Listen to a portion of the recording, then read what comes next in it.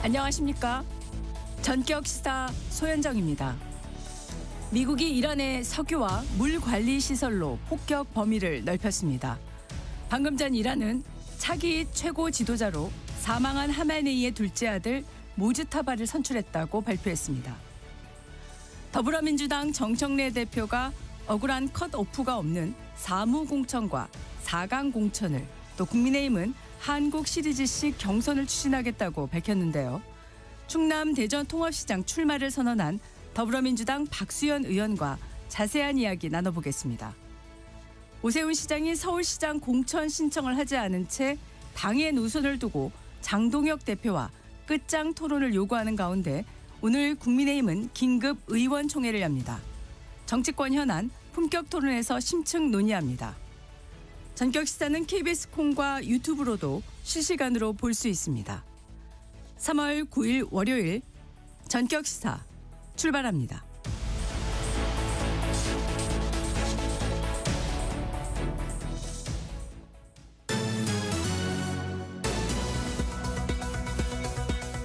월요일 뉴스 브리핑 시작하겠습니다. 한국경제신문 최영찬 기자, 안녕하세요. 안녕하십니까. 자, 지금 미국과 이스라엘이 군사기지뿐만 아니라 이란의 민간 산업시설인 석유시설 그리고 물 관련 시설까지 공격 범위를 넓히고 있네요. 예, 일단 지금 미국과 이스라엘의 폭격으로 그 이란 수도에 있는 테헤란 주변의 주요 석유 저장 시설이 이제 폭발을 했습니다. 이 때문에 테헤란에 이제 독성 가스가 퍼지고 그 일종의 이제 기름비가 내렸는데요. 이란 통신에 따르면은 현지 시간 7일 밤부터 8일 새벽까지 이 테헤란 북서부 주요 연료 보급 기지인 샤흐런 석유 저장소와 남부 정유 단지 레이 지역의 연료 저장고, 또 서쪽 외곽 카라지 등의 연료 저장 시설이 집중 공습을 받았습니다. 탱크가 그 폭격을 받은 다음에 폭발하면서 유독가스가 대량으로 분출됐는데요. 테헤란시 당국은 석유 탱크가 폭발해 유독한 탄화수소와 황, 질소 산화물, 화합물이 이 대기와 구름에 대규모로 퍼지고 있다면서 비가 내린다면 아주 위험한 강산성 비가 될 것이라고 우려했습니다. 테헤란주는 이번 석유 저장고 공격으로 연료 공급이 부족해지자 한 회 그 주유 한도를 30리터에서 20리터로 제한했습니다. 그런데 이란은 대통령이 나서서 주변 국가 공격한 걸 두고 사과를 한 게 무색하게 대통령 발언 나온 지 불과 몇 시간 만에 다시 걸프 국가 공격을 시작했습니다. 그렇습니다. 지금 마수드 페제시키안 이란 대통령이 미국 이스라엘의 공습에 대한 보복 공격으로 피해를 본 걸프 국가에 사과하면서 공격 중단을 선언했거든요. 그런데 몇 시간 만에 다시 이란은 또 걸프 국가를 상대로 공격을 이어간 겁니다. 이 페제시키안 대통령이 이렇게 얘기했습니다. 이란의 공격을 받은 이웃 국가들에 사과한다. 우리는 이웃 국가들을 공격할 의도가 없다. 그들은 우리의 형제들이다. 이렇게 말했는데요. 하지만 이 발언 이후에도 이란의 바레인, 아랍에미리트, 사우디아라비아 등 이런 걸프 국가 공격이 이어진 건데, 페제시키안 대통령의 사과 발언을 두고 도널드 트럼프 대통령이 이란이 중동 이웃 국가들에 대한 사과하고 항복했다고 밝히자 이란 강경파들은 페제시키안 대통령을 향해 비판을 쏟아내면서 이렇게 공격을 감행한 겁니다. 네. 자, 지금 외신들이 이란 지도부 내에 균열이 생긴 거 아니냐 이런 분석도 지금 내놓고 있지 않습니까? 그런데 이런 상황에서 이란이 하메네이의 후계자로 둘째 아들이 모즈타파를 선출했다고 발표했죠. 네, 이란은 이제 많은 분들이 이제 아시다시피 대통령보다는 이 종교 최고 지도자가 굉장히 중요한 이 신성 국가인데요. 이란 전문가 회의가 이 사망한 하메네이 최고 지도자의 차남인 모즈타파 하메네이를 차기 지도자로 선출했다고 지금 주요 외신이 보도를 하고 있습니다. 하메네이는 지난달 28일 미국과 이스라엘 공격으로 폭사했는데 이후 전문가 회의가 소집돼서 후계 구도를 논의했거든요.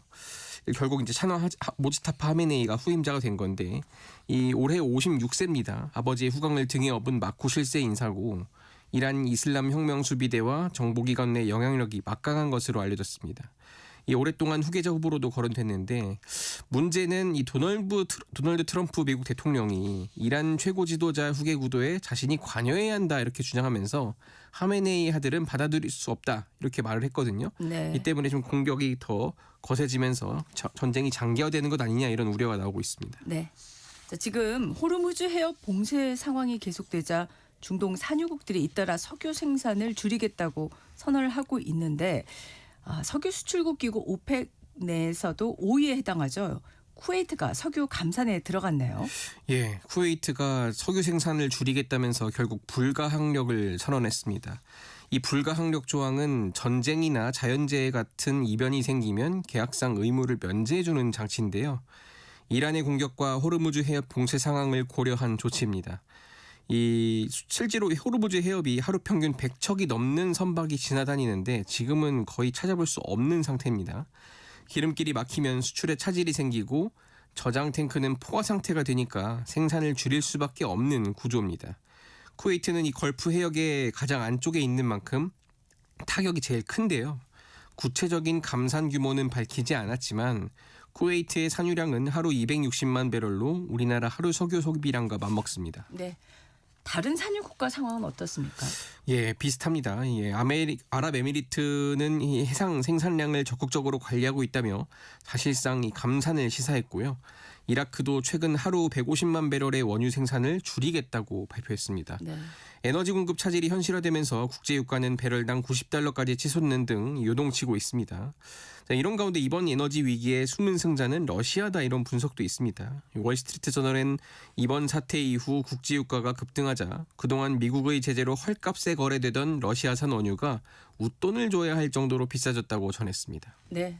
지금 전쟁이 발발한 지 한 열흘 정도 됐는데 짧은 시간 내에 기름값이 치솟으니까 지금 우리 주변에서도 저렴한 주유소를 찾기 위해서 연일 긴 행렬이 늘어서고 있는데 정부 대책 속도를 내고 있습니까? 예, 정부는 일단 기름값에 상한선을 두고 가격을 통제하는 이 최고 가격 지정제 도입 준비를 거의 마쳤다고 밝혔습니다. 김정관 산업통상부 장관은 시장 상황을 보면서 바로 시행할 수 있게끔 조치하겠다고 말했는데요. 다만 가격 통제에 따른 민간 적자는 이 세금으로 메워줘야 하는 재정 부담에 또 수익성 악화를 우려한 정유사와 주유소가 판매를 기피하는 골급 절벽 현상도 우려됩니다. 정부는 의료세의 인하 폭 확대와 비주류 방출, 부재 시행 등 이 다른 방법도 종합적으로 검토하며 최고 가격제 발동 여부를 결정할 것으로 보입니다. 네. 이재명 대통령이 SNS를 통해서 새로운 메시지를 내놨는데 내용이 집권 세력이 됐다고 마음대로 다 할 수도 없고 그래서도 안 될 것이다 이렇게 밝혔는데요. 자, 이를 두고 정부의 검찰 개혁안을 놓고 민주당 내에서 나오는 반발을 겨냥한 거 아니냐 이런 말이 나오고 있네요. 예, 이재명 대통령이 지난 7일 밤에 SNS에 이런 글을 올렸습니다. 대통령의 제일 큰 책임은 국민을 통합하는 것이라면서 이 대통령이 되고 집권 세력이 되었다고 마음대로 다 할 수 없고 그래서도 안 될 것이라고 썼습니다. 특정 개인이나 집단의 정치적 입지나 선거에서의 유불리가 국가의 미래나 국민의 편익에 앞설 수는 없다고 강조한 겁니다. 또 오늘 새벽에 글을 하나 올렸습니다. 개혁은 외과 시술적 교정이 유용할 때가 또 많다 이렇게 적었는데요.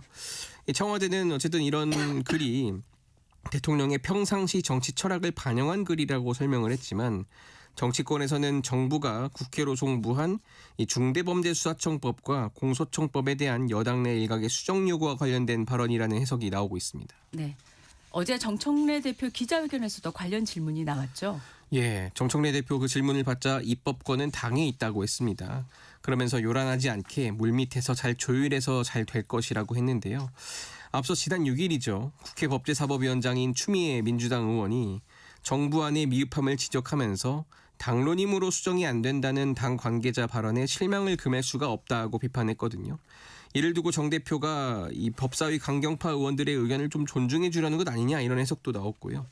하지만 민주당이 원내 지도부죠. 결국은 이제 입법 사안은 원내 사안인데 이 정 대표의 발언은 원론적인 것이어서 이번 사안에 대해서 큰 틀의 수정 없이 뭐 자구 정도 수정만 되지 않겠냐 이런 게 지금 전반적인 당의 분위기다 이렇게 얘기를 했습니다. 네. 자, 어제 국민의힘 육산 지방선거 광역단체장 공천 신청 마감했는데 자, 오세훈 시장 공천을 신청하지 않았습니다. 어떤 이유에서일까요? 예, 어제가 마감이었는데 오세훈 시장이 신청을 안 했습니다. 왜냐하면은 당의 노선 정상화만이 이 패배를 승리의 길로 만들 수 있다 이런 지금 메시지를 냈거든요.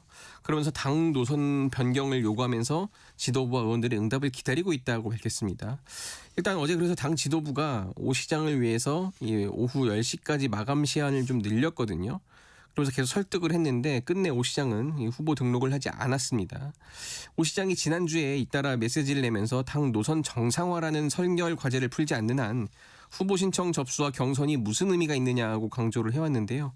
하지만 장동혁 대표를 비롯한 당 지도부가 별다른 반응을 보이지 않자 공천 미신청이라는 강수를 둔 겁니다. 현재까지 국민의힘 서울시장 후보 공천에는 윤희숙 전 의원과 이상규 서울 성북을 당협위원장이 신청을 했습니다. 그동안 후보군으로 거론됐던 나경원 의원은 백의종군해서 당 승리의 미랄이 되겠다고 했고 신동욱 의원은 당에 헌신하는 길을 찾는 것이 옳다면서 역시 불출마 뜻을 밝혔습니다. 네.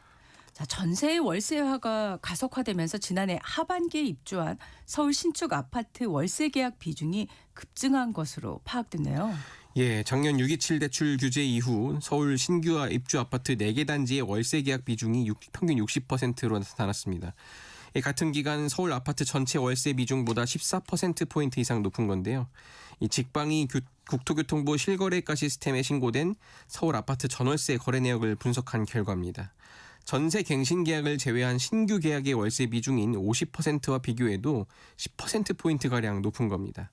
전세자금 대출 문턱이 전반적으로 높아지고 임차인의 전세보증금으로 분양 대금을 치를 수 없도록 소유권 이전 조건부 전세대출을 금지한 영향으로 풀이됩니다. 네, 월요일 뉴스 브리핑 여기까지 듣겠습니다. 한국경제신문의 최영찬 기자였습니다. 고맙습니다. 감사합니다. 전격 시사 듣고 계신 지금 시각은 7시 16분입니다. 이어서 교통정보 전해드립니다. 네, 이 시각 교통정보입니다. 월요일 아침 출근길입니다. 지금 수도권 중심으로 정체 구간 빠르게 늘어나고 있는데요. 먼저 서울 시내 안쪽 강변북로 구리 방향으로 방화대교부터 동작대교까지 1시간 정도 생각하셔야겠고요. 같은 방향 올림픽대로는 행주대교부터 한강대교까지 어렵습니다. 고속도로에서는 수도권 제일순환고속도로 구리에서 판교 쪽입니다. 앞 시간 강일 나들목 조금 지난 지점 1차로에서 사고가 났는데요. 교통량 맞물리면서 구리나들목부터 정체가 심합니다. 여유 시간 넉넉히 두고 이동하셔야겠습니다. 경기 서쪽 판교 방향으로는 개항에서 송내까지 어렵고요. 장수 부근과 안현 분기점 일대로도 잠깐 주춤합니다. 서해안고속도로 목포 쪽 금천과 팔곡터널 일대 서행하고요. 매송휴게소부터 화성휴게소까지 구간 속도가 떨어집니다.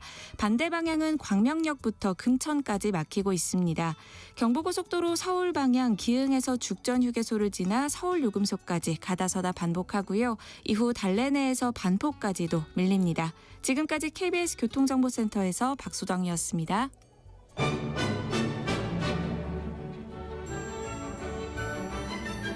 실시간 증시 현황과 전망을 발빠르게 전해드립니다. 이 시각 증시 따라잡기 채슬리 투자자문의 조지한 팀장 나와 있습니다. 어서 오십시오. 예, 안녕하세요. 글로벌 증시가요. 전체적으로 하락하고 있는데 뉴욕 증시 3대 지수가 지난주 마지막 영업일에 모두 하락했네요. 예, 맞습니다. 글로벌 증시 하락 가장 큰 원인을 보게 되면 한 3가지 리스크가 동시에 발생했기 때문입니다. 첫 번째는 미국 고용 지표의 급격한 악화인데요. 비농업 고용이 9만 2천 명 감소하면서 코로나 팬데믹 이후에 가장 큰 하락 중 하나를 기록을 했습니다. 두 번째는 중동 지역 전쟁 확대에 따른 유가 급등인데요. 유가가 배럴당 90달러를 돌파하면서 역사상 가장 큰 주간 상승폭을 기록을 했습니다. 네. 세 번째는 사무시장 시장에 대한 불안인데요. 자금 환매 제한 조치가 나오면서 금융 시스템 우려가 커진 겁니다. 이런 3가지 요소들이 동시에 작용을 하면서 위험 자산 선호가 급격히 낮아졌습니다. 네. 자, 전반적인 자산 시장 반응 좀 소개해 주시죠. 예, 이번에는 여러 자산이 동시에 움직였습니다. S&P 500은 1.3% 하락, 나스닥은 1.6% 하락했는데요. 다우 지수도 0.9% 하락했습니다. 글로벌 MSCI 지수도 1.1% 떨어졌는데요. 반면에 원유 가격만 크게 상승을 했습니다. WTI 유가가 12% 상승하면서 배럴당 약 90달러를 기록을 했습니다. 네.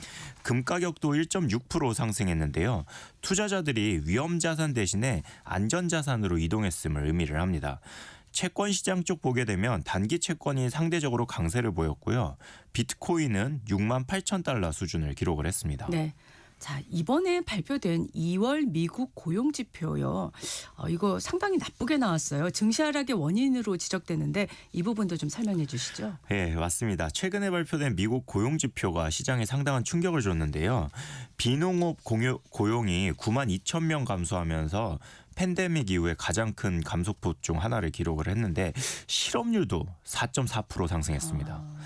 일부 감소 요인은 일시적 요인으로 설명할 수 있겠는데요. 예를 들면 의료 노동자 파업이라든가 악천후 같은 것이 영향을 미친 것으로 볼 수 있습니다. 네. 그런데 문제는 단순히 특정 산업이 아니라 다양한 산업에서 고용이 감소한 부분이거든요. 네.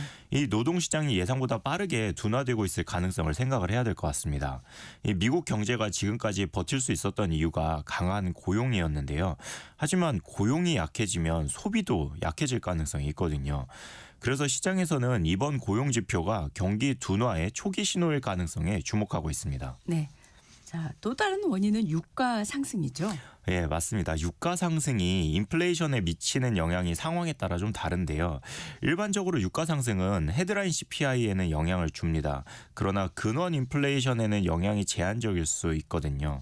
이 모건 스탠리에 따르면 유가 상승이 단기적으로 물가를 올릴 수는 있지만 지속적인 인플레이션으로 이어지지 않을 가능성이 있다. 이렇게 이야기를 하고 있고요. 근데 현재 문제를 보게 되면 인플레이션이 이미 목표치보다 높은 상태라는 겁니다. 이런 상황에서는 작은 유가 상승도 정책 결정에 영향을 줄 수 있는데요. 결국 중요한 건 유가 상승이 장기화되는지 여부를 지켜봐야 할 것 같습니다. 만약에 유가 상승이 지속된다면 연준의 금리 인하 시점은 늦춰질 수 있고요. 금리 인하 시점이 늦춰진다는 건 주가에 부정적일 수뿐이 없습니다. 네, 지금 지난주에 유가가 배럴당 90달러를 넘었다고 말씀을 드렸는데 방금 전 속보에서 블룸버그 통신에 따르면 국제 유가가 배럴당 100달러를 넘었다는 속보가 들어와 있습니다. 자, 지금 시장에서는요. 스태그플레이션 우려가 나오고 있어요. 어떤 배경인가요? 예, 스태그플레이션이라는 게 경기 둔화랑 물가 상승이 동시에 발생하는 것을 의미를 하잖아요. 이 최근 시장에서 이 우려가 커진 이유는 고용과 유가가 서로 반대 방향의 신호를 보내고 있기 때문입니다. 고용 지표는 경제 성장 둔화를 시사하고 있는데 이번에 중동 전쟁으로 유가가 상승하면서 물가 상승 압력은 높아지고 있는 거죠. 네. 일반적으로 경기 둔화가 나타나면 물가는 안정되는 경우가 많은데요. 지금은 공급 충격으로 물가가 다시 상승할 수 있는 상황인 겁니다. 이 투자자들은 이런 환경이 중앙은행에게 매우 어려운 정책 환경을 만들 수 있다고 봅니다. 이 경기 둔화 대응을 위해 금리를 낮추면 인플레이션이 다시 상승할 수 있기 때문입니다. 지금 이런 이유로 인해서 정책 딜레마 상황이다. 이런 표현도 나오고 있습니다. 네. 자, 그리고 기술주하고 AI 관련 기업들도 크게 하락을 했다고요? 예, 최근 반도체와 AI 관련 기업들도 하락 압력을 받았는데요. 그 이유 중 하나가 AI 데이터 센터 투자 계획 취소 때문입니다. 오라클과 오픈 AI가 텍사스 데이터 센터 확장 계획을 취소했다는 보도가 나오면서 투자 심리가 악화됐습니다. 이 AI 산업이 최근 몇 년 동안 막대한 인프라 투자가 이루어진 분야라서요. 투자 계획을 축소하게 되면 성장 기대를 낮추는 요인이 됩니다. 특히 반도체 기업들은 데이터 센터 투자에 크게 의존하고 있으니까요. 그래서 이번 AI 관련 투자 축소 뉴스가 반도체 주가 하락으로 이어진 겁니다. 이 기술주는 일반적으로 금리와 경기 전망에 민감하기 때문에 현재와 같은 불확실한 환경에서는 변동성이 커질 수 있다고 봅니다. 네. 자, 우리 시장으로 가보면 지난주 금요일에는 코스피, 코스닥 모두 상승 마감했습니다. 예, 그 전일 미국 시장 하락에 이어서 필라델피아 반도체 지수도 1.2% 하락하면서 우리 시장이 하락세로 장을 시작을 했는데요. 11시경부터 꾸준히 장 마감까지 오르면서 양 시장 모두 결국에는 상승 마감했습니다. 코스닥은 보합으로 마감하면서 5,584포인트를 기록을 했고요. 코스닥은 3.43%로 크게 오르면서 1,154포인트로 장을 마쳤습니다. 네. 자, 이제는 주 단위로 순매수나 순매도를 하는 것이 자주 보입니다. 예, 지난 금요일은 외국인이 1조 9천억 그리고 기관이 1조 1천억 원이 순매도를 기록하는 가운데 개인이 2조 9천억의 순매수를 기록하면서 시장을 상승 반전시켰는데요. 과거 우리 시장은 외국인들의 수급에 의해 지수가 움직이는 경향이 있었는데 최근에는 외국인의 수급에 대응하여 동학개미라고 불리우는 개인 투자자들이 외국인의 수급과 1대1 대응이 되는 모습입니다. 네. 자, 미국에서 AI 칩 수출에 대한 규제가 논의되면서요. 반도체 섹터에 대한 우려가 있었는데 우리 시장 입장에서는 어떻게 봐야 할까요? 예, 과거에 바이든 정부 때에는 규제를 하더라도 동맹국에는 좀 예외를 뒀었거든요. 그런데 이번 트럼프 정부는 칩 수출을 미국 내 투자 유치를 위한 협상 카드를 사용하려 하는 모습입니다.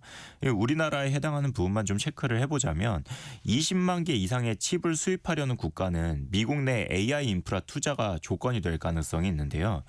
반대로 중국이나 러시아 쪽을 보자면 러시아는 바이든 정부 때와 동일하게 전면 금지가 유지되고 있고요.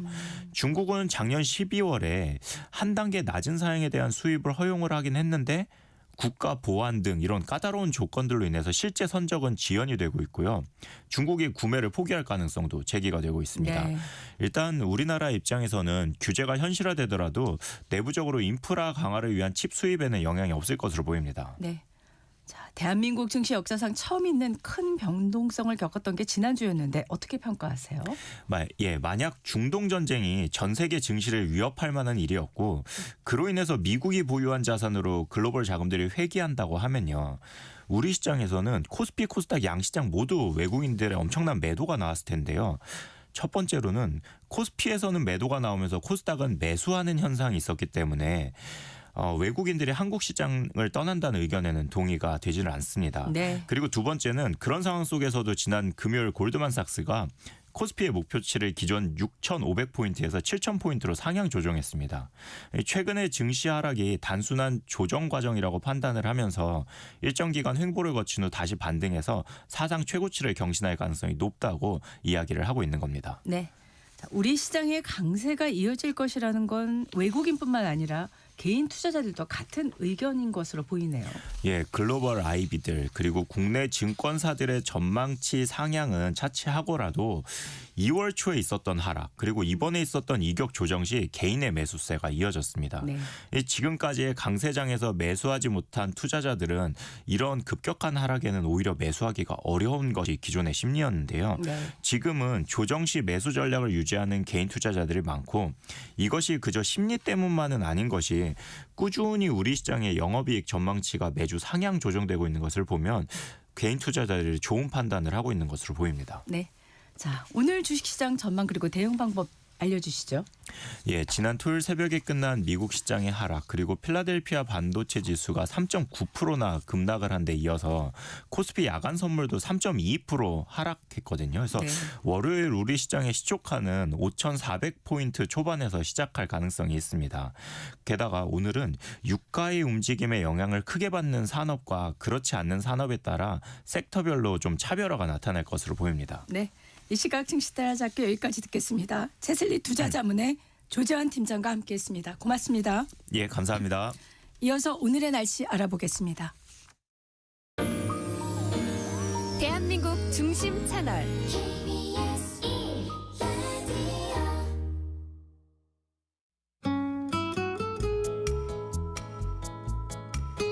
스튜디오에 나와 있는 이설아 기상캐스터와 함께 날씨 알아보겠습니다. 어서 오십시오. 네, 안녕하세요. 자, 월요일 비나 눈이 오는 곳이 있다고요? 네, 오늘은 오전부터 밤사이 강원도에 늦은 오후부터 밤사이 경북 동해안과 북동 산지에 비나 눈이 오는 곳이 있겠고 오늘 낮에는 경기 동부와 충북 북부에도 비가 올 것으로 보입니다. 이 서울을 비롯한 그 밖의 지역에도 산발적으로 빗방울이 떨어지거나 눈이 날리는 곳이 있겠습니다.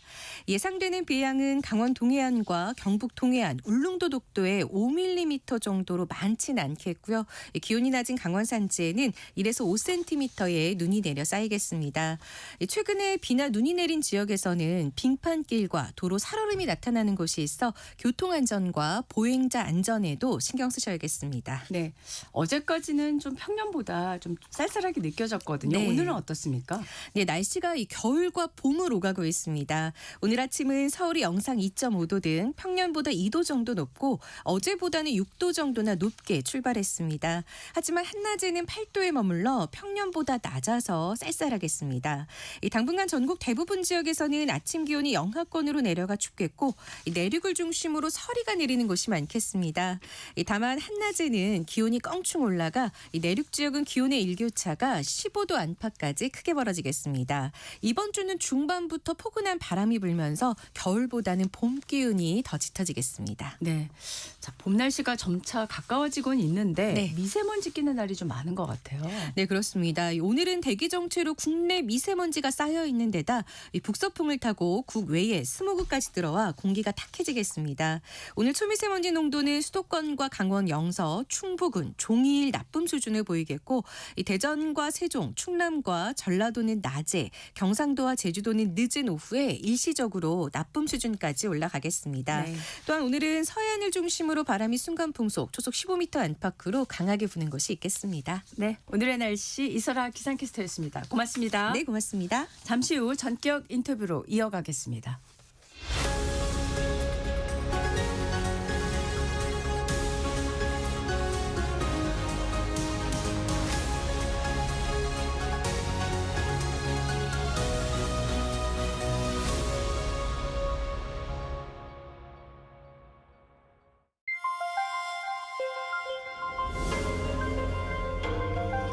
KBS 1라디오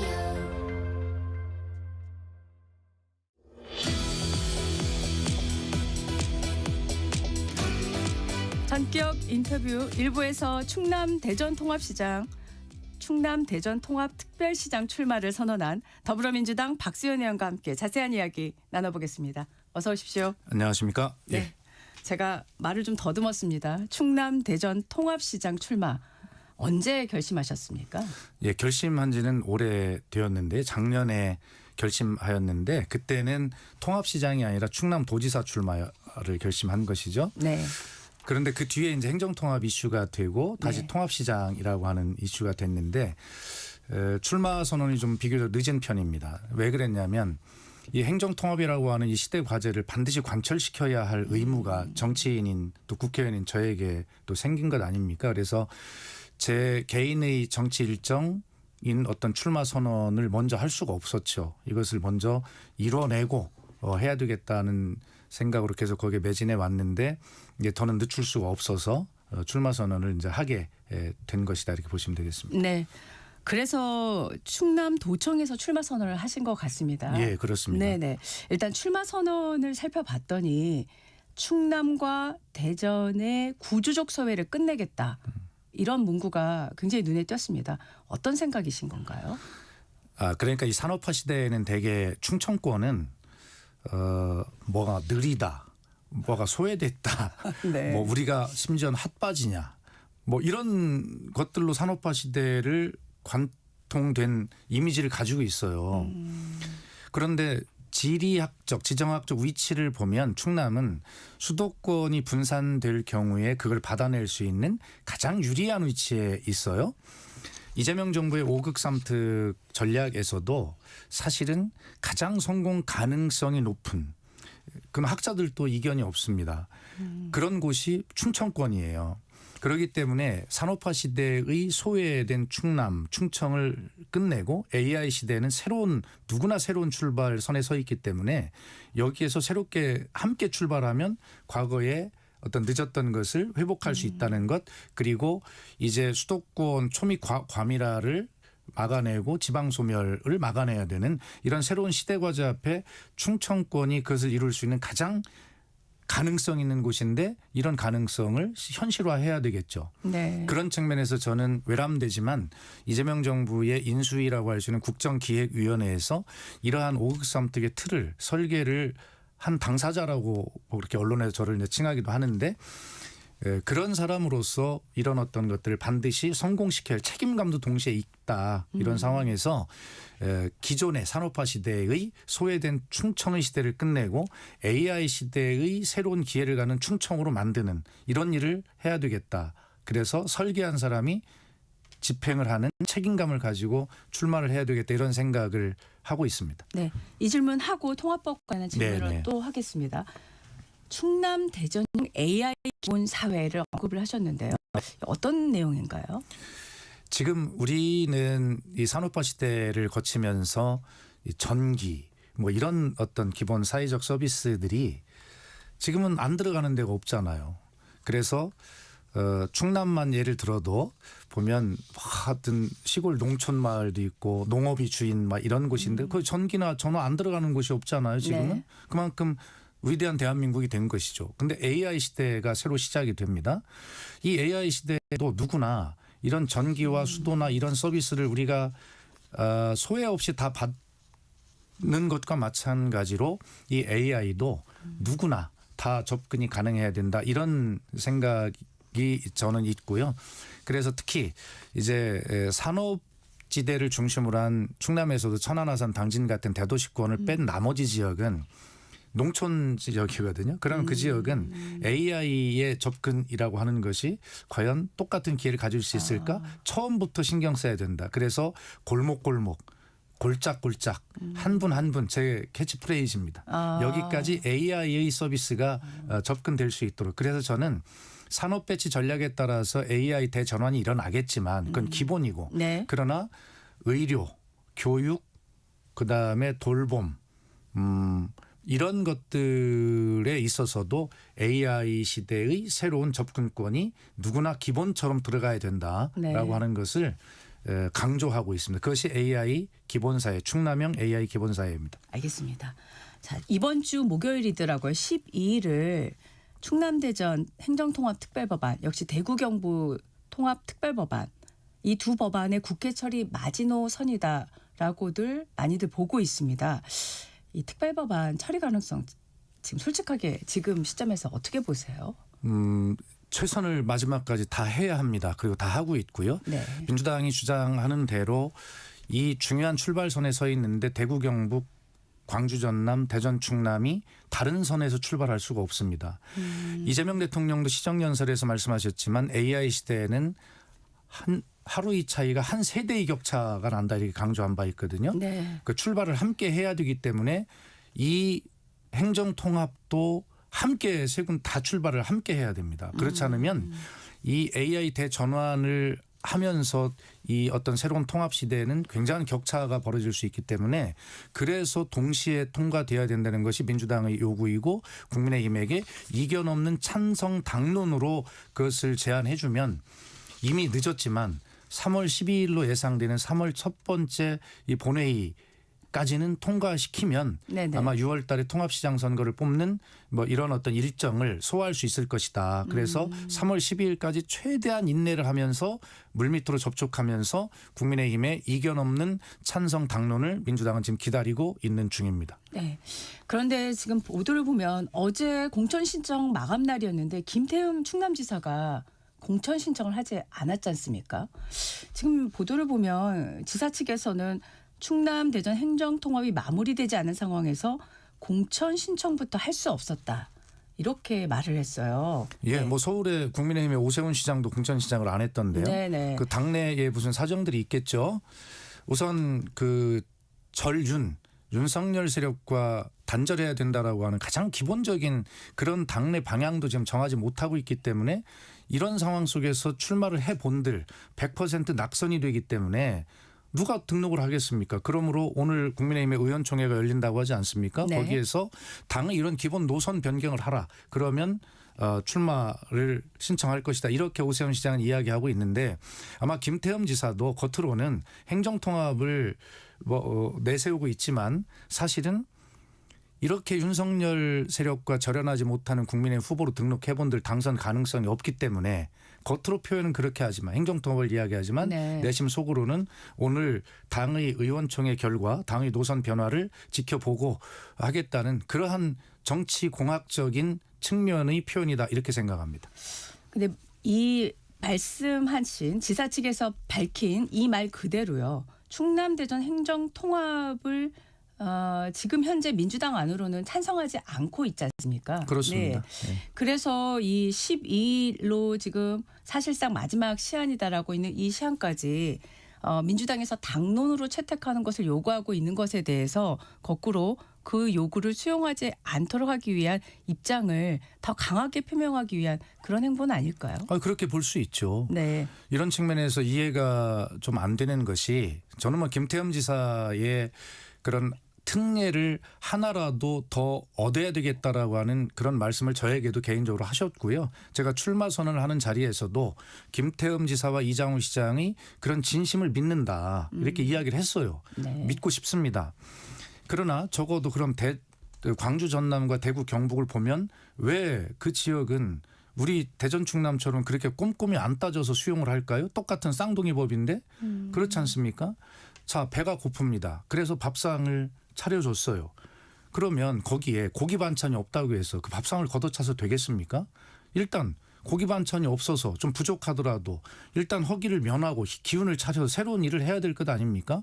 그럼 대전 충남만 여기에서 더 특별하게 어떤 것을 합의해서 넣는다. 그러면 대구 경북과 광주 전남이 수용할까요?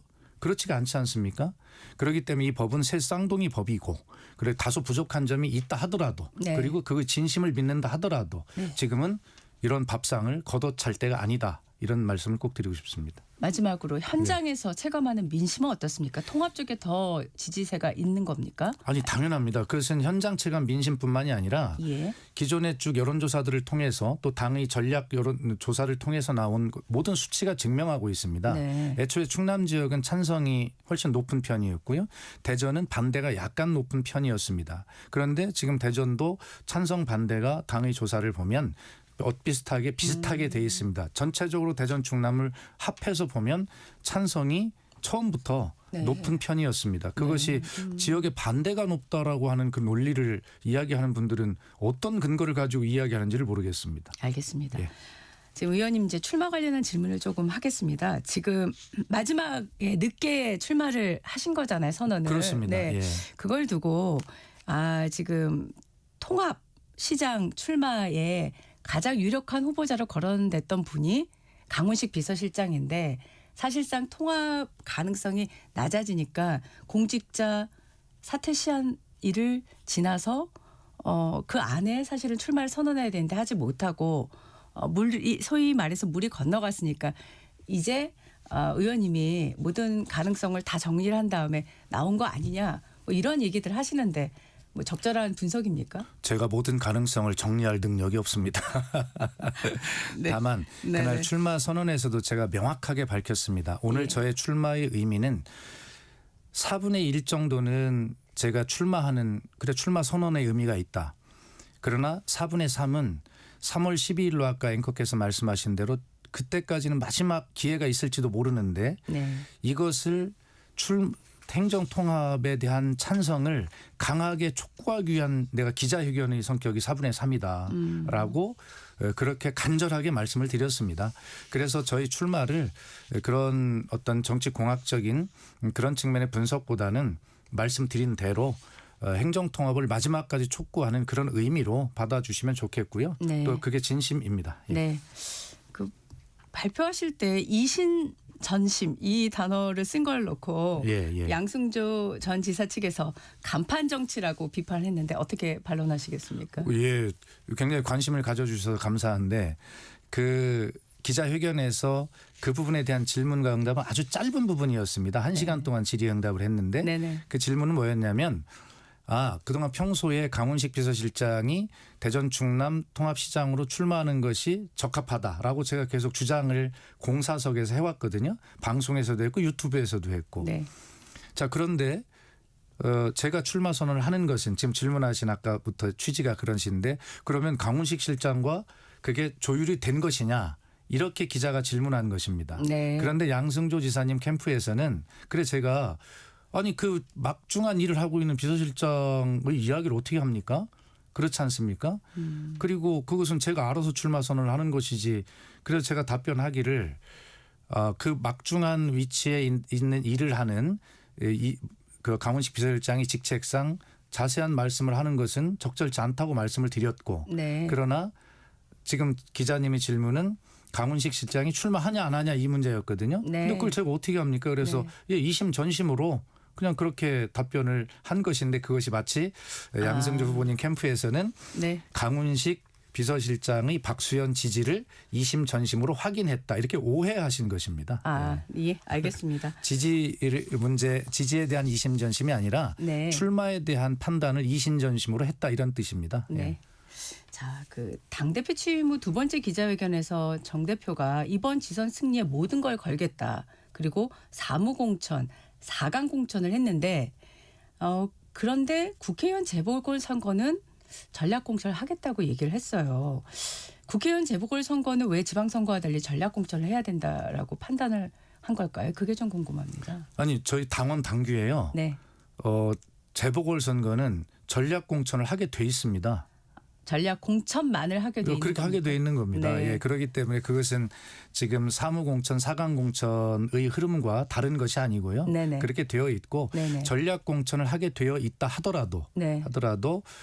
정청래 대표는 그 전략 공천의 권한을 우리 당은 최소화하겠다라고 이미 얘기하신 바가 있고 네. 그것은 다른 흐름이 아닙니다. 네네. 지금 그 재보궐선거 지역 현재까지 나온 것 중에서 제일 주목되는 게 뭐 계속 질문 받으시지만 인천 계양을이지 않습니까? 네. 여기서 이기는 전략 공천을 해야 한다면 어떤 기준이 제일 중요하게 작용할 거라고 생각하십니까? 제가 지금 공천을 받아야 되는 사람 입장에서 공천을 어떻게 네. 해야 되는가를 언급하기에는 매우 부적절하고 자격이 없습니다. 그런데 지금 대체로 이제 인천 계양을의 송영길 전 대표는 40여 년의 정치 고향이고 그리고 또 이재명 대통령을 위해서 사실은 지역구를 뭐 내어드린 뭐 이런 어떤 스토리가 있지 않습니까? 네. 또 그곳에서 새로운 정치를 시작한 이재명 대통령께서는 김남준 비서관과 함께 그곳에서 새로운 또 터전을 일군 것 아니에요? 예, 그런 측면에서 보면 두 분 다 계양을에 가셔서 출마를 하시면 좋겠다라고 하는 소망은 있겠죠. 네네. 그런데 뭐 그 소망이 다 이루어질 수는 없는 것 아닙니까? 그런 측면에서 이제 당의 전략공천관리위원회가 그래서 있는 것입니다. 그래서 정청래 대표가 거기에 관여하지 않습니다. 네. 그래서 전략공천위원회에서 그러한 여러 가지 사정들 또 당선 가능성 뭐 이런 여러 가지들을 보고 국민께서 유권자께서 가장 납득할 만한 그러한 어떤 최대 공약수를 뽑아서 공천을 전략공천관리위원회가 하게 돼 있습니다. 민주당은 다시 말씀드리지만 늘 질문이 정청래 대표, 당 대표가 그래도 의중대로 하는 거 아니야? 라고 하는 그 과거의 질문을 계속 하시는데 절대 그럴 수가 없습니다. 그래서 네. 시스템대로 아까 말씀드린 사무공천, 사강공천으로 그 문제 역시도 네. 합리적으로 결정하게 된다 이렇게 말씀드립니다. 네. 지금 혁신당에서는요, 그 재보궐 무공천을 좀 요구하는 지역들이 있지 않습니까? 네. 네. 민주당에서는 이 부분에 대한 논의는 어떻게 진행되고 있을까요? 특별한 지역을 이번에만 무공천을 요구하는 것이 아니라 네. 재보궐선거 발생 사유에 귀책 사유가 있는 정당은 공천하지 않아야 된다라고 하는 것을 늘 그렇게 일반론적으로 주장을 해온 것입니다. 네네. 아마 이것이 뭐 정치 개혁의 큰 일환으로도 볼 수 있겠죠. 뭐 특별한 요구는 아니고 일반적인 원론적인 그런 주장이다 이렇게 생각합니다. 네, 알겠습니다. 지금 그 조희대 대법원장 사퇴를 놓고 여러 가지 얘기가 나오고 있는데 정 대표께서는 뭐 사진 사퇴가 답이다라는 입장이시고 당 일각에서는 지금 뭐 탄핵 속취한 얘기도 나오고 있는데 사실 조희대 대법원장 행보를 보면 사퇴를 할 것으로 보이는 그 가능성 굉장히 낮아 보이거든요. 계속해서 이렇게 사퇴 요구를 하고 또 일각에서 탄핵 수출 요구하는 것 계속 이런 흐름이 지속이 될까요? 어떻게 보십니까? 국회가 입법부가 대법원의 원장에 대한 사퇴 요구, 탄핵, 암시라고 합니까? 뭐 이런 것들을 하는 것이 삼권 분립에 어긋난다는 주장을 하시는 분도 계십니다. 그러면 그 전에 사법부는 조희대 대법원장은 그런 삼권 분립을 철저히 지켰습니까? 라고 하는 질문부터 시작해야 돼요. 그래서 사법개혁의 필요성이 생겼고 사법개혁 3법이 국회를 통과했고 국무회를 통과했어요. 이런 상황 속에 이 사법개혁의 필요성을 만들어낸 것은 조희대 대법원장이라고 하는 것이 저희들의 주장입니다. 그리고 국민께서 많이 공감하고 계십니다.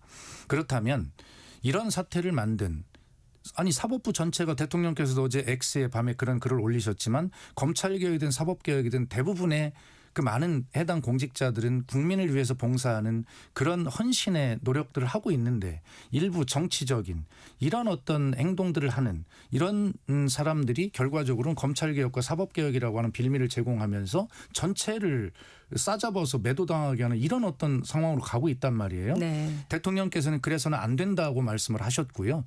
그래서 국민 통합적 차원에서 이걸 바라봐야 되는데 그러려면 조희대 대법원장이 사법개혁에 사법부가 어떤 객체가 돼버린 대상이 돼버린 그런 본인의 행동, 사법부의 신뢰를 떨어뜨린 이런 행동에 대한 책임을 지고 사퇴를 하는 것이 맞다라고 하는 것이 정청래 대표와 민주당의 주장이고, 다만 그렇게 안 할 경우에 탄핵할 수밖에 없다라는 주장도 당연히 자연스럽게 나오지 않겠습니까? 그러나 당 지도부는 현재까지는 탄핵까지는 지도부 차원에서 검토하거나 계획하고 있지 않다라고 그렇게 제가 알고 있습니다. 네.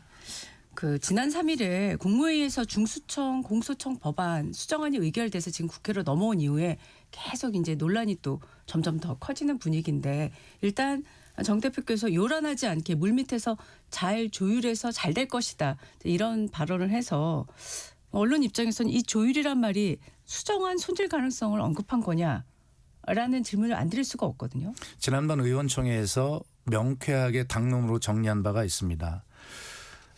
이 정부안을 당론으로 채택하되, 그러나 법사위원들을 중심으로 원내 지도부와 잘 조율해서 디테일한 부분을 조정한다, 이렇게 되어 있어요. 지금 그 부분을 과정을 가고 있는 것입니다. 그래서 이 부분에 대해서 큰 어떤 뭐 충돌, 이견, 엇박자 이렇게 보기보다는 조금 더 좋은 검찰 개혁, 그 후속 기법을 마련하기 위한 그러한 마지막까지 노력을 다하는 과정이다, 이렇게 보시면 되겠어요. 우리가 한 번도 보지 않은 길을 지금 가고 있는 것입니다. 어떤 것이 절대적으로 옳다 그르다 말할 수가 없습니다. 누구도 그래서는 안 됩니다. 이 가보지 않은 길이 두 갈래 길인데 이 길의 끝에 어떤 것이 있는지 아무도 몰라요. 다만 그런 주장들을 할 뿐입니다. 그런 주장들을 서로 잘 수렴해서 우리가 좀 더 나은 길을 갈 수 있도록 지금 그런 과정을 마지막까지 가고 있는 것이다, 이렇게 보시면 되겠고, 충분한 수렴, 대화, 소통 이런 것들을 굉장히 많이 해왔습니다. 예전 같으면, 윤석열 정권 같으면 이런 것이 있다고 하면 정부 안에 수정을 가하고 이런 것이 가능하겠습니까? 지금 입법 예고안에 대해서 또 제2법 예고안에 대해서 또 수정하고 하고 있는 건 아닙니까? 이것이 민주당이 살아있는 정당이고 지금 이런 것이 대한민국 민주주의가 올바른 것이다 라고 저는 그렇게 생각합니다. 이것을 어떤 혼란이나 뭐 엇박자나 충돌이나 이런 시각으로 계속 이제 언론이야 그렇게 보겠죠. 그러나 사실은 이것은 중요한 민주주의 과정이다, 이렇게 보시면 되겠습니다. 네, 언론이야 그렇게 볼 수밖에 없는 게 네, 대통령이 그렇습니다. 예. 메시지로 예. 대통령이 되고 집권 세력이 됐다고 마음대로 다 할 수도 없고 그래서도 안 될 것이다. 네. 이런 메시지를 올려놓으신다면 네. 어떤 언론이든 그런 분석을 내놓을 수밖에 없거든요. 아니 당연합니다. 네네. 그런데 제가 궁금한 거는 사실 뭐 어느 정부를 꼭 빗댈 필요가 없이 국무회의에서 의결된 내용이 맞습니다. 국회에서 또 검토를 할 수 있다는 건 원론적인데 사실 다시 검토해서 또 수정안이 나왔던 적이 그렇게 많지는 않았던 게 전례지 않습니까? 그렇습니다. 네, 예. 그래서 지금 언급되고 있는 뭐 검사 동일체 원칙이라든지 검찰총장 명칭이라든지 또 현재 검찰청 소속된 검사들을 다 일괄적으로 공소청 검사를 하는 것은 문제다라는 이런 부분들이 사실 뭐 자꾸 수정 수준이 아니지 않습니까? 그렇습니다. 예. 그래서 이 안이 도대체 어느 정도까지 조율이 될 거냐 하는 관심은 계속 받을 수밖에 없는데 결과적으로는 네. 선택의 문제입니다. 원하는 답이 있어요. 당이 원하는 답이, 국회의원들이 원하는 답이. 네. 그리고 지난 비상계엄과 내란의 극복 과정에서 국민들은 이 정도의 검찰 개혁이 돼야 된다라고 생각하시는 모습이 있어요. 선명한 이 시대의 깃발 같은 의미죠. 그런데 대통령의 말씀은 제가 듣기로는 그게 맞아. 그러나 그렇게 한 번에 다 갈 수는 없을 수도 있어. 그런 거잖아요. 예, 그래서 그러한 당부의 말씀을 하신 것이다. 그래서 제목에 보면 네. 대통령이 그런 말씀 많이 하셨잖아요. 환자를 수술하는지도 모르게 수술대에 올려서 환자가 눈을 떠보니 수술이 끝났네? 라고 하는 것이 가장 좋은 수술이다라고 하시지 않습니까? 그런데 그 환자를 데리고 수술대에 가는데 병원에 가네 안 가네 수술대 올라가네 안 가네 싸우고 올라가서 환자가 막 저항하고 이러한 수술은 성공할 리가 없지요. 그래서 대통령께서는 충분히 토론하되 이미 그 말씀 여러 차례 하셨어요. 그리고 수렴하라라고 하셨는데 이미 이제 이 정도면 이제 어느 정도 충분하게 법사위의 원론적인 뜻도 의원층의 의원들의 그런 우려도 충분히 안다. 그러나 지금 현재 마련된 요 안이 어떤 현재의 단계에서는 그래도 최대한 아니냐라고 하는 말씀으로 저는 알아듣습니다. 네, 의원님 오늘 말씀 여기까지 듣겠습니다. 고맙습니다. 감사합니다. 네. 지금까지 박수현 의원이었습니다. 감사합니다.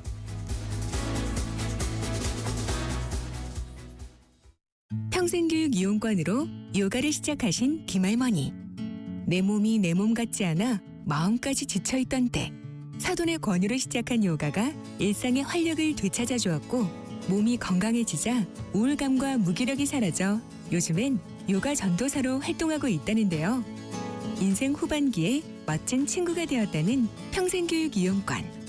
자세한 사항은 평생교육 이용권 누리집 LLL 카드.kr과 상담센터 1600-3005를 이용해주세요. 국가지자체 평생교육 이용권. 교육부와 17개 광역지자체가 함께합니다. 여보, 3, 4, 5월 하면 떠오르는 거? 봄? 공익직불금 신청하는 달. 3월 1일부터 5월 31일까지. 어떻게? 휴대폰 문자가 오면 신청하는 간편 신청. 읍면동 행정복지센터에서 신청하는 대면 신청. 새롭게 추가. 농업이지 사이트에서 신청하는 온라인 신청. 신청이 불가한 농지도 있으니 공익직불제 콜센터 1334나 읍면동에 꼭 확인하세요. 본 캠페인은 농림축산식품부와 국립농산물품질관리원이 함께합니다.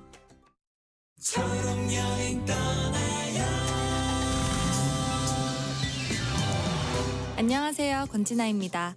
오늘 사연은 서현님이 보내주셨네요. 발달장애가 있는 아들 진우와 양평 두물머리에 다녀왔습니다. 이번에는 장애인 편의 차량 지원 사업 초록여행의 차량을 이용한 덕에 편하게 다녀올 수 있었습니다. 탁 트인 강에서 핫도그를 먹으며 아이의 눈을 지그시 바라보는 순간 해맑게 웃는 진우의 미소와 따뜻한 손의 온도에 우리의 봄소풍이 소중한 기억으로 남았습니다. 우리 함께 떠나봐요. 어디라도 좋아 자 출발해요. KBS 연중 캠페인 초록여행 떠나요는 장애인의 자유로운 여행을 응원하는 기아와 그린라이트가 함께합니다. KBS 라디오를 스마트하게 즐길 수 있는 방법. 스마트폰 플레이 스토어나 앱 스토어에서 KONG KBS 콩을 검색해서 다운받는다. 맨 아래 여기를 눌러 채팅에 참여하세요로 가서 사연도 신청곡도 마음껏 보낸다. 지금 내가 듣고 있는 라디오, DJ는 뭘 하고 있는지, 게스트는 누구인지 보고 싶다면 오른쪽 위 카메라 모양을 누르고 보이는 라디오로 즐긴다. 방금 들은 그 노래, 아까 들은 그 노래, 가수와 제목이 궁금하다면 오른쪽 아래 음표 버튼을 눌러서 실시간 선곡표를 확인한다. 전국 세계 어디서나 이것만 기억하세요. 콩을 깐다.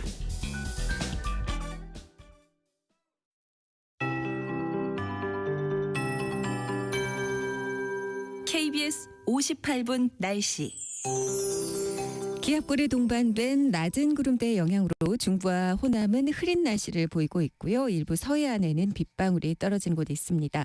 강수가 소강 상태를 보이다가 또 다른 기압골과 대기 불안정이 더해지면서 밤까지 강원도에는 1에서 5cm의 또 늦은 오후에는 경북 동해안과 경북 산지 1cm 정도의 눈이 예상됩니다. 강원 산지 쪽 최대 5cm의 눈 주의하셔야겠습니다. 이렇게 중부지방은 종일 흐리겠고요. 남부와 제주에는 가끔 높은 구름만 지나겠습니다. 그리고 오늘 오후부터는 대부분 지역의 대기가 혼탁해지겠습니다. 중서부 지방은 종일 대기의 질이 좋지 않겠는데요.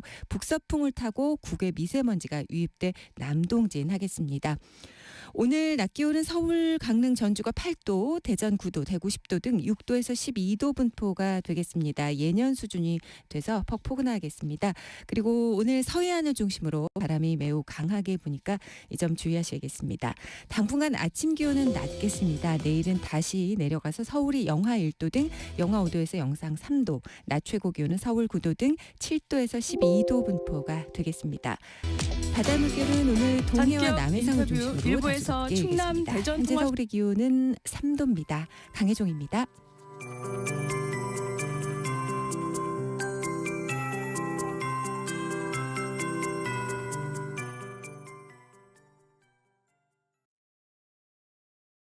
정성을 다하는 국민의 방송 KBS가 8시를 알려드립니다. AM 711kHz, FM 97.3MHz, KBS 1라디오입니다. HLKA.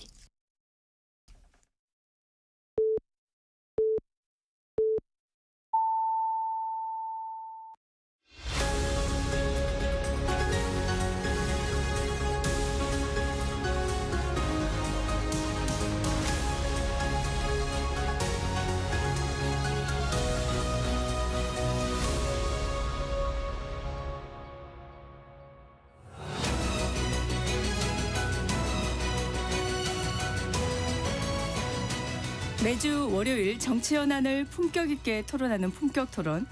오늘도 더불어민주당 박성준 의원, 국민의힘 김성태 전 원내대표 나오셨습니다. 두 분 어서 오십시오. 예, 안녕하세요. 네. 예.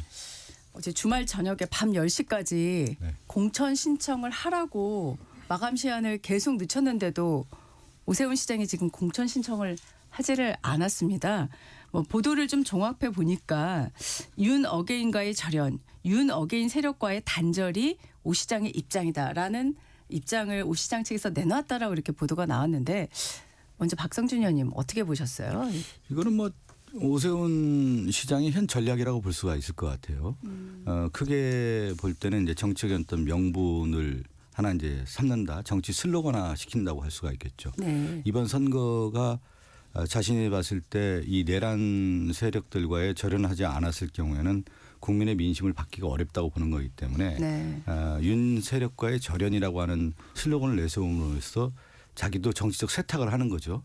그렇게 하고 현 지도부에 대한 질타도 분명히 담겨 있는 것 같고요. 네. 장동혁 지도부의 이러한 선거 전략으로는 선거가 어렵다라고 하는 것을 또 선언하는 거고 그 이후까지도 좀 보는 것 같아요. 저는. 그 이후요. 예. 그 지방선거 이후라면, 네. 이후에 오세훈 시장이 어떤 행보를 보일 건가에 대한 것도 저는 전반적으로 고려를 하지 않았나 싶어요. 네. 지방선거 이후에 이제 당권 경쟁이 분명히 있을 텐데 네. 거기까지 포석을 두고 얘기하지 않았나 싶습니다. 그래서 확실하게 네. 자신은 이러한 거와 각을 세우면서 자신의 정치적 이미지화를 시키고 그 가운데에서 또 다른 정치적 행보까지 포석하는 그러한 모습으로 가고 그리고 또 하나는 서울시장은 후보는 나는 당연히 되는 것이다라고 하는 전제가 깔려 있는 것이죠. 이거 누구도 들어올 수 없는 문제이기 때문에 네. 이 부분은 한 수 깔아놓고 네. 다음까지 보는 그러한 정치 언어다 이렇게 볼 수 있을 것 같습니다. 마지막 말로 제가 질문을 하겠습니다. 박 의원님이 한 수 깔아놓고 나는 서울시장은 된다. 아니, 서울시장 후보가 후보는 된다. 된다는 거를 깔아놓고 여러 가지 포석을 담아서 지금 공천 신청을 하지 않았다라고 했는데요. 그게 이제 어떻게 뭐 생각하세요? 박 의원님 말씀을 제가 전면적으로 부정할 수는 없어요. 일단 배수진을 친 승부수를 던진 거니까. 네. 이 후보 신청 보류의 핵심 이유 같은 경우는 저는 한 두세 가지로 보고 있는데 네. 첫째는 이제 개인의 출마 여부를 이제 고민하는 그런 정도 지금 사안이 아니라 현재 당의 방향성에 관한 그런 강한 브레이크를 걸므로써 당이 흔히 말하는 우경화 세력들 극우 정당화가 돼가는 그런 절체절명의 위기에서 합리적 보수의 어떤 가치적 기반을 새롭게 정립한 그런 정당으로 거듭 태어나자. 그런 측면에서 내가 십자가를 지고 있다. 뭐 그런 분위기인 것이고 네. 구체적인 내용은 다 아시겠지만은 윤 어게인과 단절. 오 시장 뭐 측면에서는 이제 현재 당 지도부와 이제 고수하는 이런 강경 보수 노선이 이번 그 지방선거에서 패배를 갖다가 이제 불러올 것이라고 100% 그렇게 그분들은 인식하고 있어요.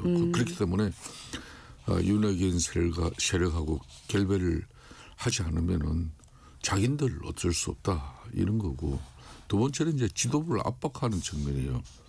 이 당 노선 정상화라는 어떤 숙제를 풀지 못하면은 이게 이제 패배의 길을 이제 갈 것은 불보듯 뻔하기 때문에 지도부의 그런 결단을 촉구하는 상당히 정치적 압박의 의미를 두고 있죠. 말 그랬음에도 불구하고 당이 자신의 요구에 대한 어떤 변화가 없을 시에는 중대 결단을 시사하는 그런 배수진을 친 거죠. 그러니까 노선 변화가 이제 없을 경우에는 공천 신청 자체를 갖다가 하지 않을 수 있다는 그런 중대 결단 가능성까지 이제 열어두고 배수진을 친 어제에, 그러니까 후보 신청을 하지 않은 그런 배경이죠. 사실 일각에서 네네. 불출마하고 당권을 겨냥할 거다 이런 관측까지 뭐 여러 해석들 중에 하나로 나오더라고요. 실제로 그럴 가능성이 지금 시점에서 있겠습니까? 어떻게 생각하세요, 김 대표님께서? 그럴 수밖에 없어요. 지금 이제 작년 연말까지는 민주당 어느 후보가 서울시장으로 나서더라도 오세훈이 뭐 거뜬하게 이길 수 있다는 그런 자신감도 충만했고 또 그런 이제 실질적으로 이런 수치가 개량화돼가지고 계속 나오고 있었거든요. 그런데 작년 연말 그리고 올 연초 이때부터 확 분위기가 달라졌거든요. 그렇기 때문에 지금 같은 경우는 상당히 좀 어렵게 보고 있어요, 자신도. 그런데 수도권 같은 경우는 또 영남하고 또 달라서 수도권 유권자의 많은 유권자들이 거의 40% 가까이가 중도 무당층으로 이렇게 분류가 되는데 여기에 국민의힘 지금 현재 당의 노선 어떤 기조 이 방식으로는 소구력을 갖지 못한다는 겁니다. 그러면 중도 무당층의 소구력을 가지지 못한 국민의힘 후보로서 어떻게 서울시장을 수성하느냐, 그런 측면에서 절실한 수도권 선거의 특성상 이 강경 보수 색채를 빼고 실용주의 노선으로 돌아가야만이 전략적으로 타당하고 이길 수 있다. 그나마 가능성. 그러니까 전적으로 이거는 오세훈 시장의 페이스가 이제 될 수밖에 없는 그런 상황이죠. 근데 모든 선거에서요, 저는 우리 김성태 대표님과는 조금 다른 생각인데 중대 결심을 할 수는 있을 거예요. 여러 가지 생각은 있겠죠. 그런데 그걸 실천에 옮기느냐는 다른 문제죠. 불출마한다라는 것은 백기투항이고 장수로서의 싸움 전선에서 패배를 인정하는 거고 자신들의 적극적인 지지층을 하나로 모아서 깃발을 들어야 되는 것이 서울시장이고 전체적인 선거를 좌지우지할 수 있는 선거인데 그게 패배가 예상된다고 해서 중대 결심하고 포기한 다음에 다음 당권 도전한다고 했을 경우에는 그 안에 있는 당원들이라든가 지지자들 국민들이 바라볼 때 저 사람은 저런 사람이구나 정치적 계산만 하는 사람이라고 하는 낙인이 찍히기 때문에 저는 그런 결단을 할 수 없을 거라고 보고요. 근데 다만 이제 지금 오세훈 시장이 이렇게 이런 극약 처방까지 생각하고 신청도 안 하고 하는 것들은 자신의 명분을 삼기 위한 거고 그런 가운데 자신들의 지지층도 한번 되돌아봤으면 좋겠다라고 하는 어떤 환기 효과도 분명히 있는 거거든요. 왜 그러면 이제 지방선거에서 가장 중요한 표준이라고 하는 것이 중간평가 성격도 분명히 있기 때문에 대통령 지지율이 매우 중요하고 그다음에 이제 정당 지지율이거든요. 그런데 정당 지지율 중에서도 적극 지지층이 결집이 돼야만 선거를 승리할 수가 있어요. 그런데 지금 국민의힘은 완전히 지금 이완 형태에서 넘어와서 와해 형태로 가는 거기 때문에 누구에게 호소할 수 있는 것이 없기 때문에 절연이라도 해야만 그나마 지지층과 중도층을 포괄할 수 있다라고 하는 정책 선언이고 그 이후에 만약에 패배했을 경우는 이런 선언을 통해 자기가 뛰어서 패배하더라도 다음이 있다. 이런 하나의 어떤 과정으로서의 포석을 두는 거기 때문에 저는 오세훈 시장이 그냥 좀씩 머리를 좀 쓰는 것 같아요. 그 이전에 그러면 오세훈 시장이 내란 세력하고도 결단해가지고 저 윤석열한테 쓴소리도 하고 시장일 때 얼마나 국가가 무너졌습니까? 무너졌을 때 오세훈 씨가 이렇게 해서는 안 된다라고 좀 맞짱도 뜨고 제대로 얘기를 한 번도 안 한 사람이잖아요. 그런데 지금 와서 절연한다고 하니까 그런 명분도 좀 잃은 그래서 거죠. 사실은 이 공천 신청 접수 전부터 오 시장 측에서는 제가 알기로 계속 네. 토론을 하자, 끝장 토론을 하자. 그리고 사실은 뭐 미래와 대안 같은 모임에서도 소장품 모임에서도 끝장 토론 요구를 했었는데 그게 안 되고 지금 시간이 이제 지나가고 있는 상황인데 오늘 또 국민의힘 긴급 의원총회도 예정이 돼 있고요. 그렇습니다. 그래서 이제 지금 끝장 토론이 좀 성사될까요? 저는 오늘 뭐 일단 네. 그래도 우리 당의 가장 중심 뭐 세력이 현역 의원들 아니겠습니까? 네. 긴급 의원총회를 열어가지고 어제까지 사실상 단체장 이제 공천 접수를 마감하는데 이 사태가 벌어진 거 아니에요? 네. 이 초유의 상황이다 지금 현재. 자 그런 상황에서 이제 지금 이제 장동익 대표나 지도부 같은 경우는 오 시장의 요구를 당 정체성 훼손으로 볼 수가 있는 거죠. 뭐 그런 측면에서 이제 상당히 불쾌해하는 기색이 역력하지만은 현실적으로는 오세훈 시장을 대체할 카드가 없다는 점이 가장 큰 고민이에요. 지금 이제 오 시장을 제외한 윤희숙 전 뭐 의원하고 뭐 또 원외 당협위원장 한 분하고 또 무명의 인사 한 분 세 사람이 신청은 했지만은 그 사람이 아무리 그 한국 시리즈 리그를 갖다 만들어내고 최종 파이널로 오세훈이하고 붙여서 좀 흥행을 이뤄낸다 그러지만은 그분들이 그렇게 큰 흥행을 일으킬 만한 그런 지금 현재 분위기가 되지도 않고 또 그런 또 지명도도 인지도도 없는 분들이거든요. 그렇기 때문에 참 현실적으로는 오 시장을 대체할 카드가 없는데 오 시장이 저런 요구에 대해서 장동익 대표를 뭐 포함한 지도부 같은 경우는 가장 지금 현재 중요한 순간을 맞이했다고 보고요. 네. 그 상황을 일단은 의원들이 어떤 방향으로 뭐 이 토론 내용을 모아가지고 장동익 대표에게 요구할 것인지 이건 이제 이번 같은 경우는 송원석 지금 이제 원내 대표가 중심이 돼서 의원들을 소집해가지고 이 긴급한 상황을 가지고 우리가 결과를 내보자.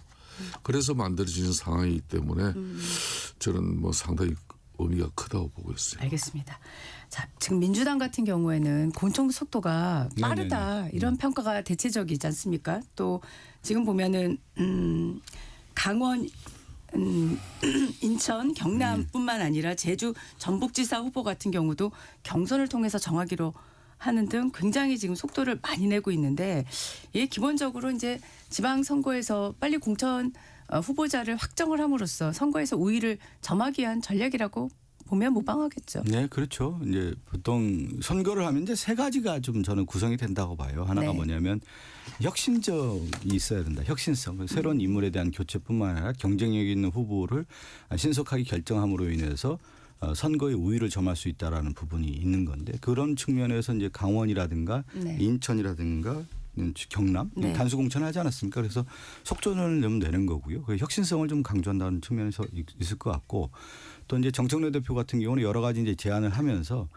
공정성이라고 하는 경선이 있는데 이 경선은 공정성을 담보하면서도 또 부적격자들이 있어요 당내에. 예를 들어서 뭐 당의 기여도라든가 당의 정체성에 대해서 하나도 기여하지 않았는데 또 경선 신청했다고 하면 이것은 문제가 되는 거 아니겠습니까? 그런 면에서 이제 공정성을 더욱더 강화해야 된다는 측면이 있는 것 같고 그러면서 국민들에게 다 책임성을 더 강화해서 혁신성, 공정성, 책임성이라고 하는 하나의 어떤 3대 원리로서 선거를 치르는데 결국 그거는 뭐냐면 후보들 아니겠습니까? 후보들을 국민들에게 맞는 소구력 있는 후보들을 선정해서 신속하게 공천해주고 그들이 뛸 수 있게끔 만들어주는 게 지도부이기 때문에 그러한 차원에서 지금 여당으로서 공천 작업들을 좀 순조롭게 가고 있다 이렇게 볼 수 있을 것 같습니다. 지금 보면 경선이 권리당원 투표 안심번호 여론조사가 50대 50으로 이제 반영되는 구조인데요.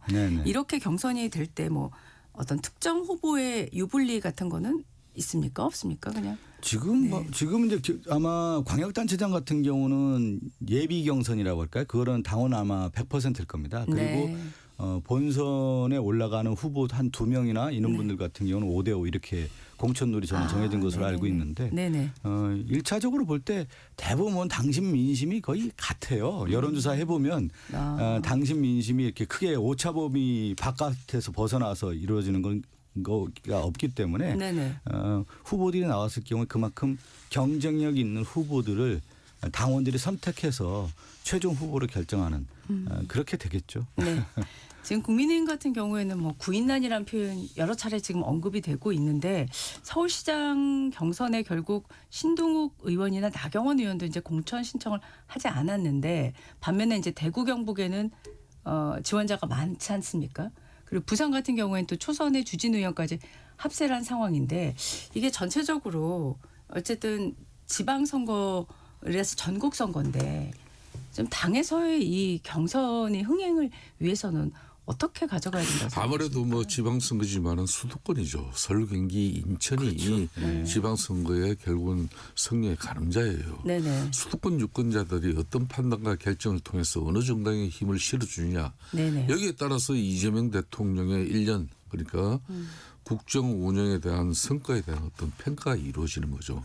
그러니까 이제 뭐 중간 평가라 가지고는 아직 뭐 그렇게 이야기하지는 저는 어려워요. 그렇지만은 뭐 이재명 대통령의 그런 행정 수반으로서의 대통령 권력과 또 민주당 친정집이 지금 절대 입법 권력이거든요.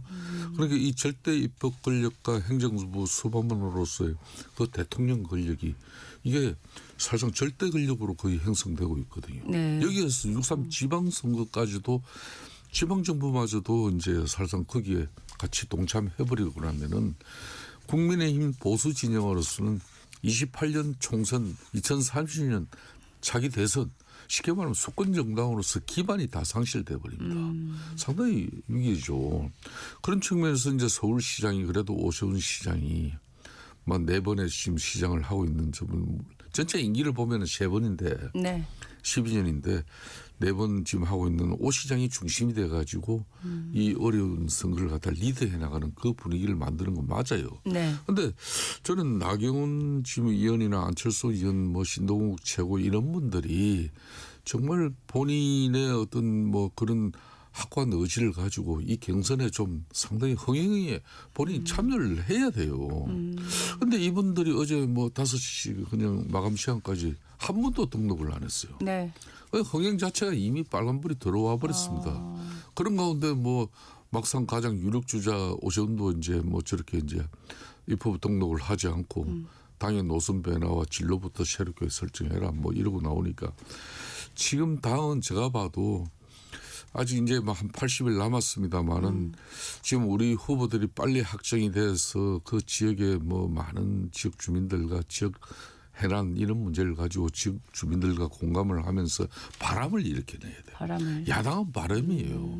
바람으로 선거를 칠 수밖에 없는데 어떠한 바람도 지금 만들어낼 수 없는 지금 여건에 빠져 있다는 게 가장 큰 문제죠. 그래서 이제 대구 경북 같은 경우는 무려 15명이 신청을 했네.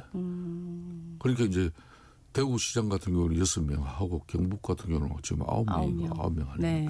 그러니까 거기는 그만큼 텃밭이다. 그러니까 그만큼 몰리는 거예요. 네네. 수도권은 아예 없어. 지금 경기지사 후보가 없어. 예? 인천 같은 경우도 뭐 유정부 인천시장 한 사람 등록했어. 네네. 예? 서울 뭐 이러고 있어. 네.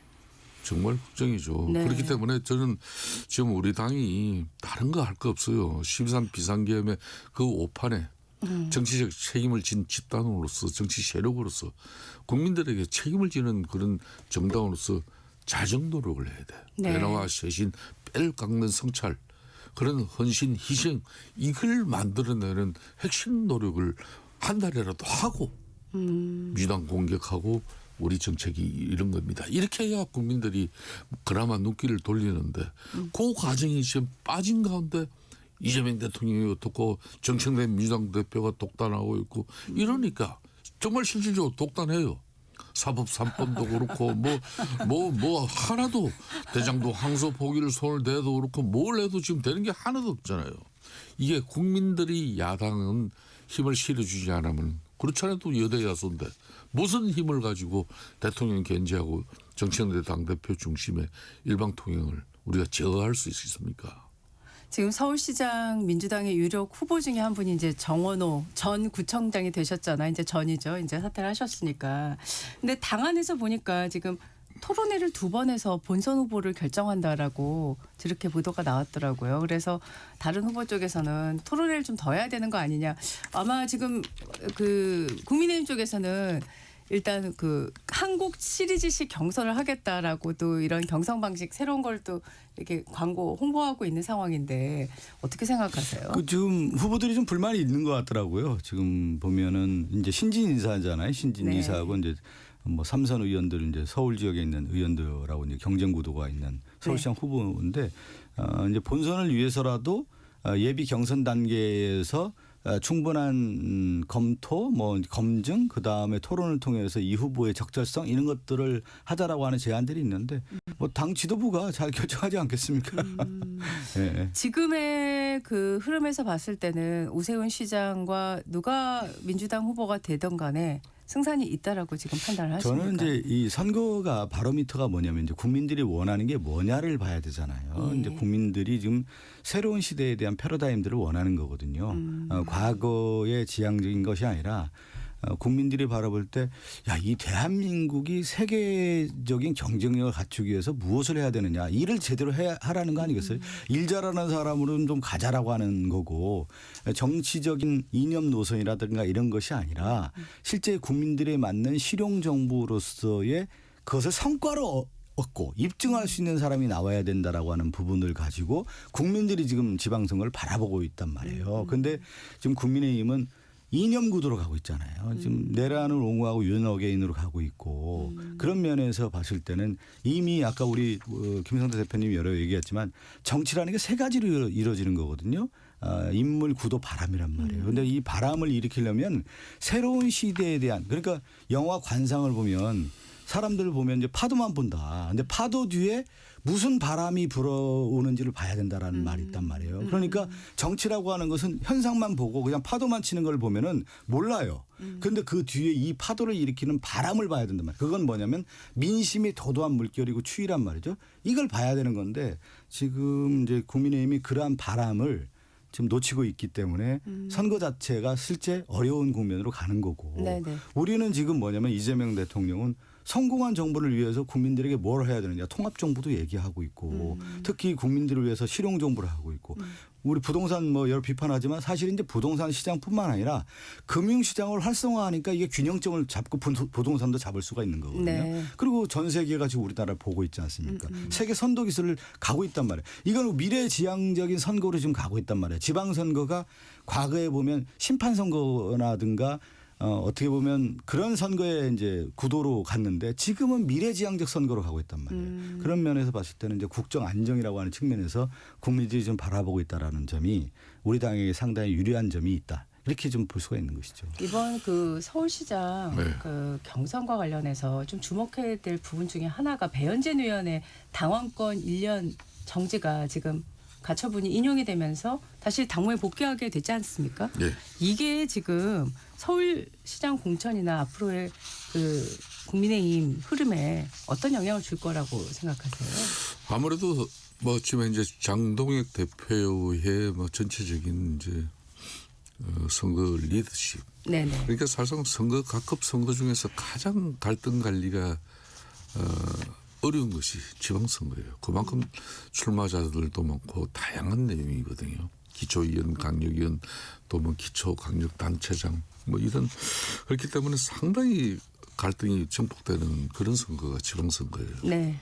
그렇기 때문에 이걸 최종 공천을 확정하고 본선거일까지 그 수많은 이제 갈등들이 이 반복 대립 내지는 선거 뭐 여러 가지 리스크로 발생하거든요. 네. 거기에 이제 강력한 당의 리더십이 이제 있어야만이 이런 걸 교통 정리가 되고 수습이 되는데 그런 측면에서 배현진 뭐 서울시당 위원장의 윤리 징계 결정이 이제 가처분 인용이 됐다는 것은 네. 상당히 그 결론은 윤리위원회에서의 독립적인 어떤 판단이었지만은 그 윤리위원회 판단이라고 누가 믿겠습니까? 그 데미지는 그대로 이제 대표가 받을 수밖에 없는 것이고 네네. 그런 측면에서 그 윤리위원장 지금 사퇴를 촉구하는 네. 그런 내용들이 당내 한참 이루어지고 있지 않습니까? 그러니까 이제 서울시당 위원장과 중앙당하고의 특히 선거 때 이 지방선거 같은 경우는 긴밀한 협력 관계가 상당히 중요해요. 네. 그런데 서로 엇박자를 내버리고 때로는 견제해버리고 이러면은 이제 뭐 너무 힘들어지죠. 특히 이제 어제 뭐 그나마 다행스러운 같은 거 이제 전에 이제 지금 용산구청장을 하고 있는 그분이 지금 무소속인데 다시 이제 복당을 하려고 하는 겁니까? 네네. 그래서 벤진 서울시당 위원장은 용산 사태의 책임을 물어가지고 무슨 복당이냐. 근데 이것도 만일 중앙당에 이 신청을 해가지고 네. 복당이 만일 허용되어졌다 그러면 엄청난 또 갈등이 될 건데 네네. 중앙당 최고위에서도 이걸 이제 일단은 보류를 하는 그런 결정. 그렇기 때문에 이제 지금부터라도 서울시당 배현진 위원장과 중앙당이 공천에 있어가지고 그래도 효율적인 뭐 좀 손발을 맞추는 그런 방향으로 가야 되지 않겠냐 이렇게 봅니다. 네. 주요 후보 중에 한 분이라서 이 질문도 하고 가야 될 것 같습니다. 정원호 전 구청장의 농지 투기 의혹이요. 지금 김재섭 국민의힘 의원이 계속 제기를 하고 있거든요. 물론 계속 반론하고 계시고 또 여러 가지 논거도 제시하고 있는데 이 농지법 위반 의혹 어떻게 보고 계세요? 저는 내용을 잘 몰라요. 그런데 한 방송에 제가 김재섭 의원하고 네. 이제 방송할 기회가 있어가지고 네네. 제가 만약에 정원훈 캠프에 있었으면 저는 김재섭 의원을 가만두지 않았을 것 같다.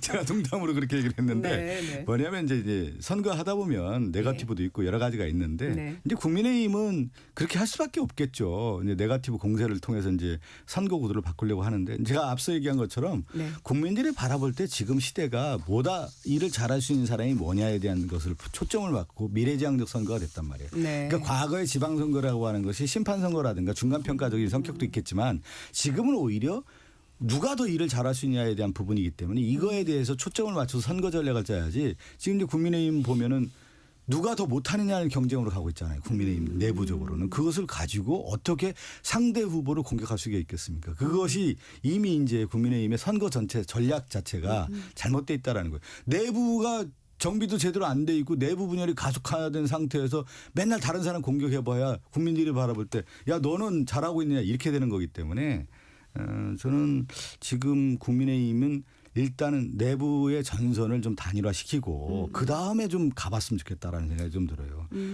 국민들이 신뢰를 그렇게 주지 않고 있지 정원호 구청장 같은 네. 경우는 지금 이제 뭐 살아있는 가장 대한민국 권력의 중심 이재명 대통령의 쉽게 말하면 사랑을 받는 그런 후보 아닙니까? 그래서 이제 맹핑 논란이 나잖아요.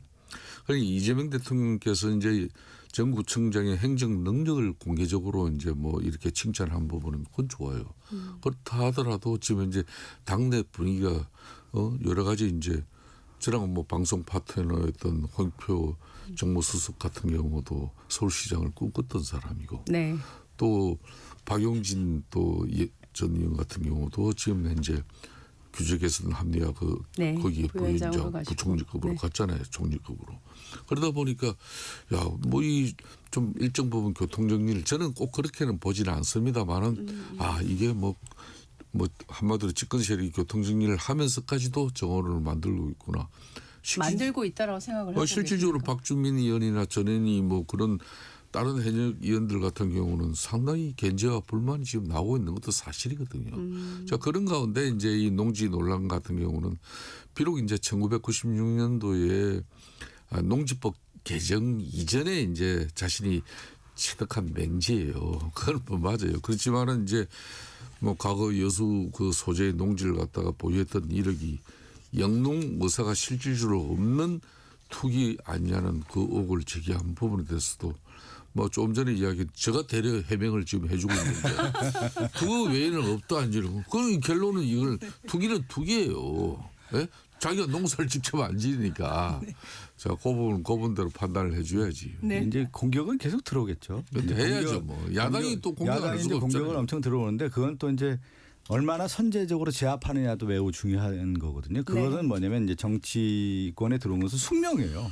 그거는 잘 넘어가야 되는. 그래서 두 가지 갖춰야 되는 거 아니에요. 공격력인 펀치력하고 또 수비력인 이 방어력. 이 두 가지를 겸비해야 하는 것이 정치적으로 검증의 단계에 있는 거기 때문에 이제 선거가 되면서 본선 무대에서 그런 검증이 제가 아는 민주당 한 인사가 이재명 대통령의 사랑을 듬뿍 받는 후보이기 때문에 야당인 국민의힘에서도 제대로 된 검증을 좀 해달라는 사람이 있어요. 알겠습니다. 네.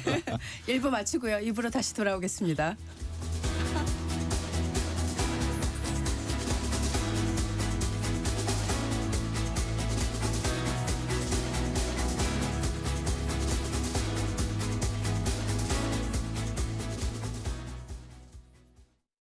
잠시 후 8시 반부터 일부 지역국에서는 해당 지역 방송을 보내드립니다.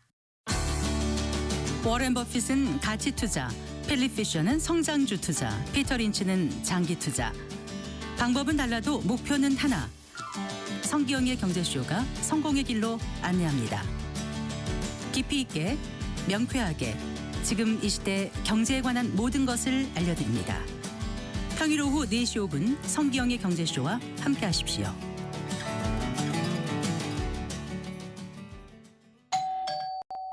편지 왔습니다.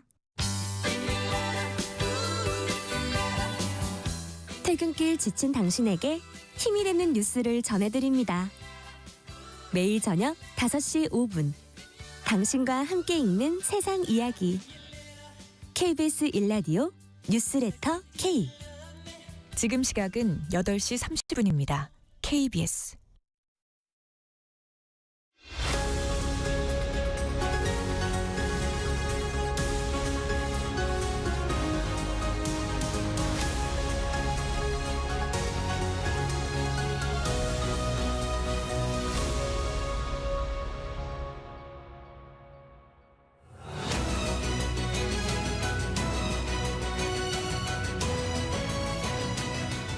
본격 토론 더불어민주당 박성준 의원, 국민의힘 김성태 전 원내대표와 함께하고 있습니다.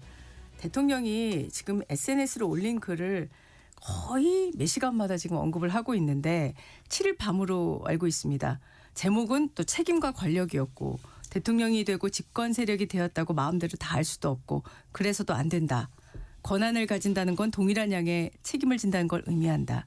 지금 이 말이 검찰개혁과 관련한 그 당내 토론, 논란, 의견 교환 이거를 두고 대통령의 의견을 표명한 거다 이렇게 해석들을 하는데 어떻게 생각하십니까, 박 의원님? 이제 대통령께서는 제가 이제 당 대표 시절도 제가 계속 모셨었거든요. 네. 그러면 정치 이런 말씀을 많이 하셨어요. 정치는 정치인이 하는 것 같지만 결과적으로는 국민이 한다라는 말씀을 많이 하셨어요. 그 김대중 대통령도 그 유사한 말씀을 하시지 않았습니까? 결국 이제 국민 보고 정치하라는 말씀을 늘 하셨다라고 저도 보는데 그런 차원에서 결국 이제 민주주의라고 하는 부분이 뭐냐? 권한과 책임이라고 할 수가 있고 그 권한을 누가 줬느냐? 국민이 줬다는 거 아니겠어요? 그러면 이 국민이 줬는데 한 정당의 후보로서의 대선 후보가 되고 결국 마지막에 온 국민이 선택한 대통령이 되는데 이 대통령이 됐을 경우에 국정 운영을 그럼 어떻게 해야 되느냐. 온 국민을 바라보고 거기에 맞는 책임성을 강화하는 정치가 돼야 된다라고 하는 측면에서 이제 말씀을 하셨다고 좀 볼 수가 있을 것 같고 지금 우리 소앵커께서 질문한 내용이 이제 검찰청법 이 문제 얘기하는 거 아니겠습니까? 네. 중수청, 이제 공소청 이 얘기를 하는 건데 그동안 이제 의원총회에서 수많은 논의가 있었고요. 이 논의 과정에서 또 의원들은 이 개혁 법안이 정말 국민들에게 필요한 법안을 어떻게 하느냐에 대한 수기와 공론과 치열한 고민 끝에 또 얘기가 나온 거 아니겠습니까? 그런 가운데에서 이제 마지막 단계에서 정말 대통령께서는 그러면 권한과 책임이라고 하는 부분 국민들 그리고 의원들도 마찬가지 아니겠습니까? 이러한 것을 고민을 해서 저는 최종 결론이 잘 나올 거라 봅니다. 꼭 대통령께서 이 법사위원들에게만 요걸 콕 집어서 얘기했다고는 볼 수가 없을 것 같고 원론적으로 권한과 책임이라는 측면에서의 대통령의 그 어깨에 짊어진 무게 힘든 과정들 그러면서 결국 성공한 정부를 하겠다라고 하는 다짐 이런 것을 포괄하고 있다 이렇게 봐야 되지 않을까요? 네. 그러니까 이재명 대통령이 되고 집권 세력이 됐다고 마음대로 이렇게 할 수도 없고 또 그래서 안 된다고 했잖아요. 네. 그런데 실질적으로는 그대 이제 입법 권력 집권 세력인 민주당 입장에서는 하고 싶은 대로 다 한단 말이에요. 근데 이제 거기에서도 이제 이재명 대통령이 상당히 우려하는 대목이 있어요. 특히 검찰하고 사법개혁이라는 그 미명하에 국민적 동의라든지 어떤 국민적 컨센서스 없이 그냥 거대 입법 권력으로 이렇게 이제 법률로서 만능주의를 만들어버리는 이 상황 심각하게 보는 거죠. 때로는 헌법이나 이런 부분에 대해서 국민적 공감을 갖추고 이렇게 법률 개정이 이루어져야 될 상황을 갖다가 일방적으로 해버린단 말입니다. 결국은 당장은 지금 현재 대통령께서 이제 구체적인 사례를 들지는 않았지만은 조희대 대법원장 탄핵을 다시 추진하고 또 중수청과 공수처법 그런 정부안을 자신들 뜻대로 대폭 수정하자는 어떤 그런 법사위 입장. 앞으로 추미애 법사위원장이 어떤 판단으로 갈지 모르지만 법사위 김용민 간사 이런 사람들 입장에서는 지금 이 민주당 원총회를 통해 가지고 당정 간에 좀 절충 협의 조정한 내용까지도 다시 또 손을 좀 보겠다는 거 아니겠습니까? 네. 쉽게 말하면 민주당 내 강성 세력들이죠. 그런 부분에 대해서 일정 부분 집권 세력 마음대로 해서는 안 된다는 것은 결국 국정 운영에 있어 가지고 너무나 당연하고 올바른 인식이지만은 대통령께서도 이 시점에 이런 말을 하는 것에 대해서는 상당히 떨떠름한 그런 느낌을 받을 수밖에 없을 것이에요. 네. 국민들 입장에서도. 네네. 그러니까 지금 재판소원법이라든지 대법관 지원법이라든지 법외국제 이런 부분에 대해서는 진짜 민주당을 지지하는 시민사회단체 입장에서도 걱정과 우려를 하고 있는 부분이거든. 네네. 그걸 일반 강행 처리했어요. 또 대통령도 법안 서명이 이루 끝났고 저는 그런 측면에서 비록 이제 검찰청법 작년에 정부조직법 개정에 따라서 이제 올 10월이면 검찰청이 해체되지만은 그럼 중수청 공수청이 어떤 기능으로 남을 것인가 이 부분에 대해서 이제 걱정과 우려 가지고 현실적으로 당내 이제 사실 저 메시지는 민주당 내에 던지는 메시지지 네. 야당인 국민의힘에게 던질 메시지는 별로 없어요. 네. 요즘 이재명 대통령 입장에서는 얼마나 야당복을 타고난 사람입니까? 야당 탓할 게 뭐가 있어요? 없죠. 알겠습니다. 지금 그 당에서 제명에 대해서 사실은 무소속이라고 표현을 할 수밖에 없는데 한동훈 전 대표가 지금 대구에서 부산을 갔습니다. 이제 이쯤 되면 출마에 관련한 얘기를 하지 않을까 하는 기대도 있는데 계속 말을 아끼고 있거든요. 일단 그 대구에 이어서 부산까지 간 그 행보 박 의원님 어떻게 보셨어요? 근데 이제 민심 행보라고 했는데 과연 민심 행보인지는 모르겠고요. 자신의 정치적인 어떻게 보면 이제 화려함을 강조하는 모습 같아요. 이제 네. 하나의 어떤 팬덤 현상들이 있어서 네네. 이제 그 팬덤에 휩싸이다 보면은 판단력을 잃을 수가 있는 거거든요. 근데 네. 결국 지도자는 뭐냐면 내가 이 길을 가겠다라고 하는 부분을 명확하게 하고 깃발을 들어야 돼요. 그러면 그 정치는 뭐냐면 결국 뭐로 입증하냐면 민주주의라고 하는 것은 선거거든요. 선거. 내 이 깃발을 누구한테 드는 거예요. 국민들에게 들어서 내가 이걸 하겠다라고 하는 명확한 선언을 해주는 거거든요. 그게 네. 바로 내가 선거에 대한 출마 여부란 말이에요. 그러면 이번 보궐선거에 나갈지 안 나갈지에 대해서 명확한 이제 선을 그어야 되는 거거든요. 지금 봤을 때는 좀 간을 보고 있는 단계이다라고 볼 수가 있는데 네. 과연 그런 결정을 할 수 있는지는 모르겠어요. 그런 정치 지도자는 결단의 지도자가 돼야 되는 거거든요. 네, 지금 행보를 보면 약간 이렇게 쇼잉하는 모습이란 말이죠. 이렇게 결단보단 쇼잉이다. 분위기 이렇게 만들어주고 이렇게 네. 붕 떠인 듯한 느낌인데 진지한 고민 끝에 국민들에게 들어가서 나는 이러한 정치를 하겠다라고 하는 명확한 선언이 돼야 되는 건데 지금 연설하는 내용들을 보면 예. 내가 어디에 와 있고 대한민국 어디 와 있고 우리는 무엇을 해야 되고 뭐를 할 건가에 대한 정책 메시지가 분명해야 된단 말이에요. 그런데 보면 한동훈 전 대표의 이러한 연설 내용을 보면 이 서사가 없단 말이에요. 그게 하나의 단문 처리하는 말이에요. 그리고 기자들 물어보면 거기서 맞장구 치시지 이제 한마디 가지고 그렇습니까? 반문어법이란 말이에요. 반문어법이 아니라 나는 답을 해줘야 되는 거거든요. 정치는 나이가 해답을 내놓는 거지 반문하는 게 아니란 말이에요. 네. 검사가 아니란 말이에요. 검사는 맨날 반문하는 거 아니에요. 네. 왜 그랬어? 너 어떻게 했어? 이거란 말이에요. 근데 지금도 화법을 보면은 국민들에게 아니면 기자들에게 그랬습니까? 반문하는 형태로 가서는 안 되고 나는 대답을 내놔야 된단 말이에요. 근데 대답을 내놓는 과정이 아직 보이지 않고 있다. 네. 그래서 아직 정치의 길은 좀 먼 것 같다 이런 생각이 좀 들었어요. 정치의 길이 먼 것 같다라고 지금 박 의원님은 평가하셨는데 어떻게 생각하십니까? 상당히 전략적인 판단이죠. 전략적인 판단이다. 네, 뭐 한동훈 의원 같은 경우는 전 대표 같은 경우는 뭐 축자 사자 이제 이번 6.3 선거에서 어떤 뭐 역할이든 하겠다는 것이 이제 결국 보궐선거에서 나가겠다는 거거든요. 그게 뭐 대구일지 부산일지 안 그러면 뭐 평택일지 뭐 어딘지 그건 모르죠. 그렇지만은 이제 자신의 존재감을 계속 이제 부각시키고 있는 거예요. 그러니까 어제 간 곳도 이제 부산 구포시장 같은 경우는 이제 전재수 의원 부산 네. 북구 지역구 네. 그 시장 아니겠습니까?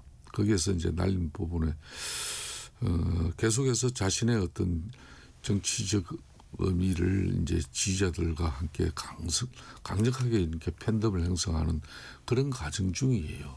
그래서 자신의 이제 정치를 만들고 있는 부분인데 이제 뭐 그런 측면에서도 이제 뭐 다양한 평가가 있을 수밖에 없어요. 그러니까 이제 지금 국민의힘 입장에서는 지금 장동혁 지도 체제가 국민들에게 어필받고 또 일승 뭐 여러 가지 한마디 그리고 행동 이런 것들이 다 그 뉴스거리가 돼야 되는데 우리 당에서 이미 그냥 이렇게 이제 쫓겨나간 사람이 되려 보수 진영의 목소리에 중심이 서고 있는 이런 부분이 쉽게 말하면 6.3 선거에 이제 집중이 이루어지지 않는 그런 낭패가 되는 거죠. 네. 결국은 이런 문제를 앞으로 이제 지금 지도 체제가 어떻게 풀어나갈 것인가. 그러니까 이제 한동훈 전 대표 같은 경우는 자신이 정치 세력화는 계속 해나가면서 나를 어떻게 할 건데 이제 이런 메시지를 끊임없이 던지고 있는 겁니다. 아마 재보궐 선거 지역이 최종 확정되기까지는 약 한 달 정도 아직도 시간이 남아 있기 때문에 한 전 대표의 지금 행보는 비슷하게 계속 전개가 되지 않을까 하는 끊임없이 생각이 그렇게 갈 드는데요. 거예요. 네네. 네. 만약에 재보궐 선거 중에 어디를 이렇게 딱 정리가 된다면 이게 일종의 뭐 3파전이 돼서요. 오히려 표를 갈라 먹었다. 뭐 이런 비판 나올 가능성도 있지 않겠습니까?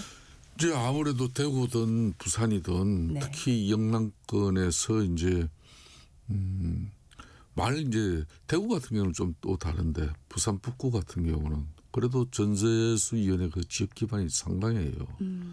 상당하고 그게 흔히 말하는 낙동강 벨탁 시작점이 이제 부산 북구 아니겠습니까? 네. 이렇게 그만큼 이제 거기서 이제 보수 진영의 표가 분산되면은 대려 전재수가 아니더라도 민주당 인사가 어부지를 또 얻을 수 있는 그런 이제 상황이 만들어질 수도 있기 때문에 그런 우려를 하는 겁니다. 네.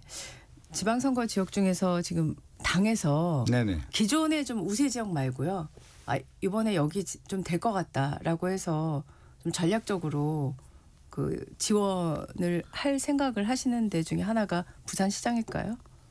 부산은 매우 중요하죠. 왜 그러냐면 이제 역대 모든 정부의 성공과 그 이후의 미래를 봤을 때 경부 라인 Y축이 잘 형성이 돼야 되는 거예요. 그러니까 서울 부산이라고 하는 경우가 형성이 됐을 때 정권이 안정이 되고 그런 가운데 표심으로 봤을 때 동진 정책으로 해서 우리가 얘기하는 이제 PK, TK까지 영향을 미칠 수 있는 강원까지 미칠 수 있는 가장 큰 힘이 토대가 되는 거기 때문에 네네. 이번에 이제 부산이라고 하는 부분에 있어서 매우 이제 심혈을 기울이는 거고 네. 그 가운데 이제 우리 전재수 의원이 지금 부산시장을 노크를 하고 있지 않습니까? 뭐 열심히 좀 뛰고 있는 거기 때문에 네. 근데 부산도 저는 이제 민심의 표층이라고 할까 이게 좀 바뀌고 있다고 봐요. 어떤 측면에서 바뀌고 있다고 하면 네네. 과거에 산업화를 하면서 부산이 어마어마한 발전을 하지 않았습니까? 그 영화를 다 누렸단 말이에요. 그런데 그 이후에 새로운 시대에 대한 준비가 없었어요. 그러니까 뭐냐면 정부화 시대가 일어나고 새로운 산업혁명이 일어나면서 부산은 오히려 그 이전에 산업화 시대는 발전이 됐지만 이거를 놓쳤단 말이에요. 그러면 이 놓친 시기가 공백기가 있는데 네. 이 공백기를 벗어나서 새로운 시대를 준비하기 위해서는 어떻게 가야 되느냐? 이재명 정부가 지금 그런 그림들을 그리고 있잖아요. 새로운 해상 물류 국가라고 하는 부분과 네. 부산을 기반으로 해서 불경의 어떤 메가시티라고 하는 부분까지 다 고려를 해서 그런 그림들을 그리고 있잖아요. 그런데 그 그림만이 아니라 이재명 정부가 실천을 하고 있지 않습니까?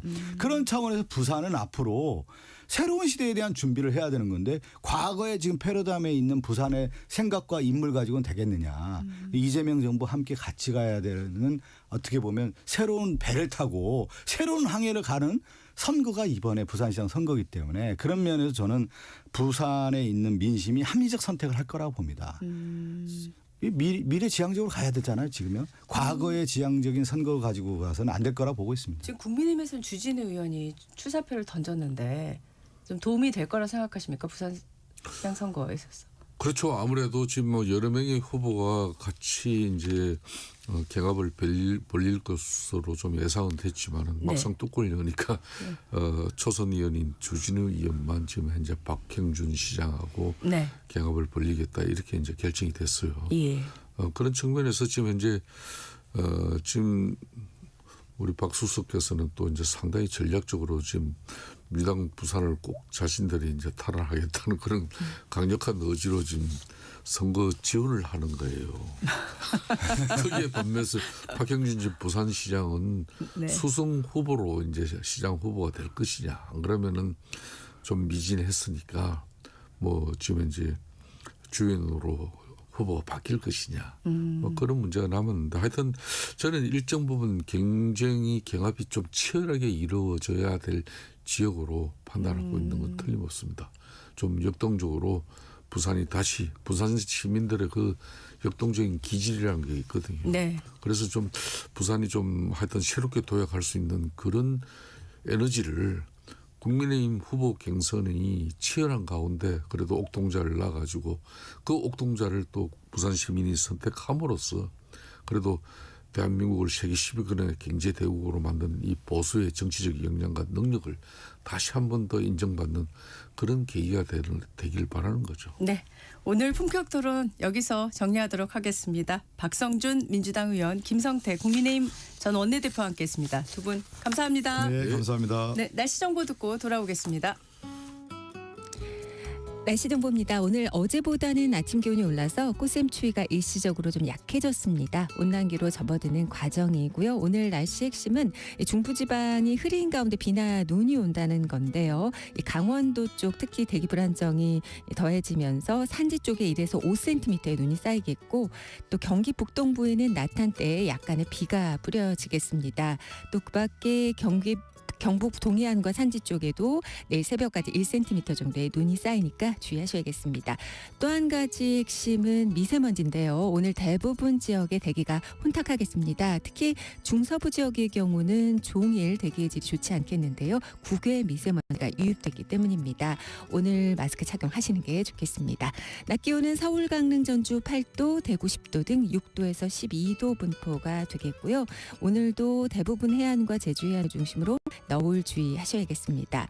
오늘 다른 지역은 바람이 조금 약해지고 있는데요. 서해안 쪽의 바람은 여전히 강하게 불겠습니다. 현재 서울의 기온은 4.7도입니다. 날씨 정보였습니다.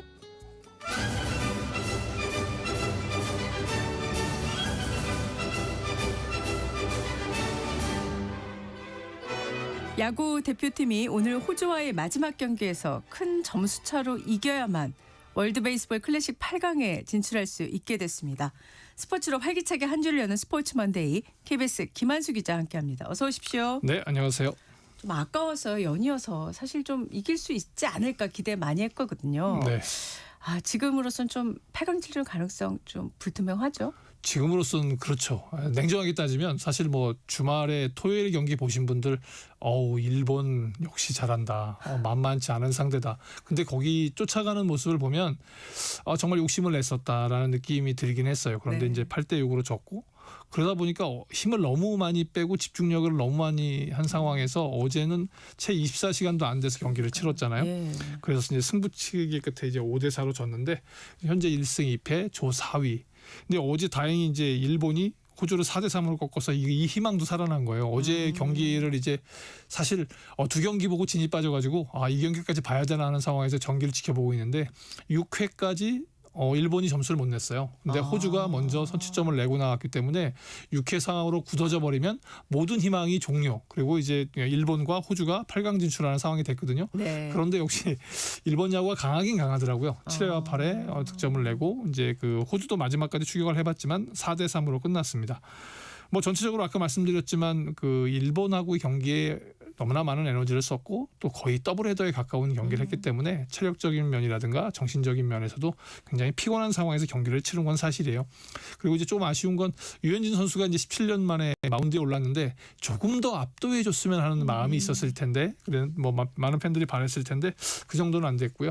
저 그나마 다행인 건 김도영 선수가 이제 살아난 점이죠. 네. 6회 홈런 딱 치고 방망이를 딱 내려놓는 순간은 야, 월드스타 김도영 되겠는데 그런 느낌을 가지게 해줬어요. 그래서 네. 이제 그리고 또 이제 다시 쫓기는 순간에 그 8회 거의 뭐 감각적인 이루타 잡히지 않나 싶었는데 그 힘을 받아서 그 펜스를 맞추는 이루타를 쳐내서 그리고 이제 그 김혜성 선수의 슬라이딩을 보면서 아 정말 우리 대표팀이 간절하게 경기를 하는구나 이런 점을 느껴서 좀 아쉽긴 했어요. 승부치기 했을 때 이길 수도 있었는데 그만 뭐 다 지난 일이지만 예, 야수의 판단 미스 그건 뭐 운인 것 같아요. 그래서 어쩔 수 없는 상황이지 않았나 싶습니다. 오늘 호주와의 경기요. 좀 경우의 수를 좀 정리를 해주시겠어요?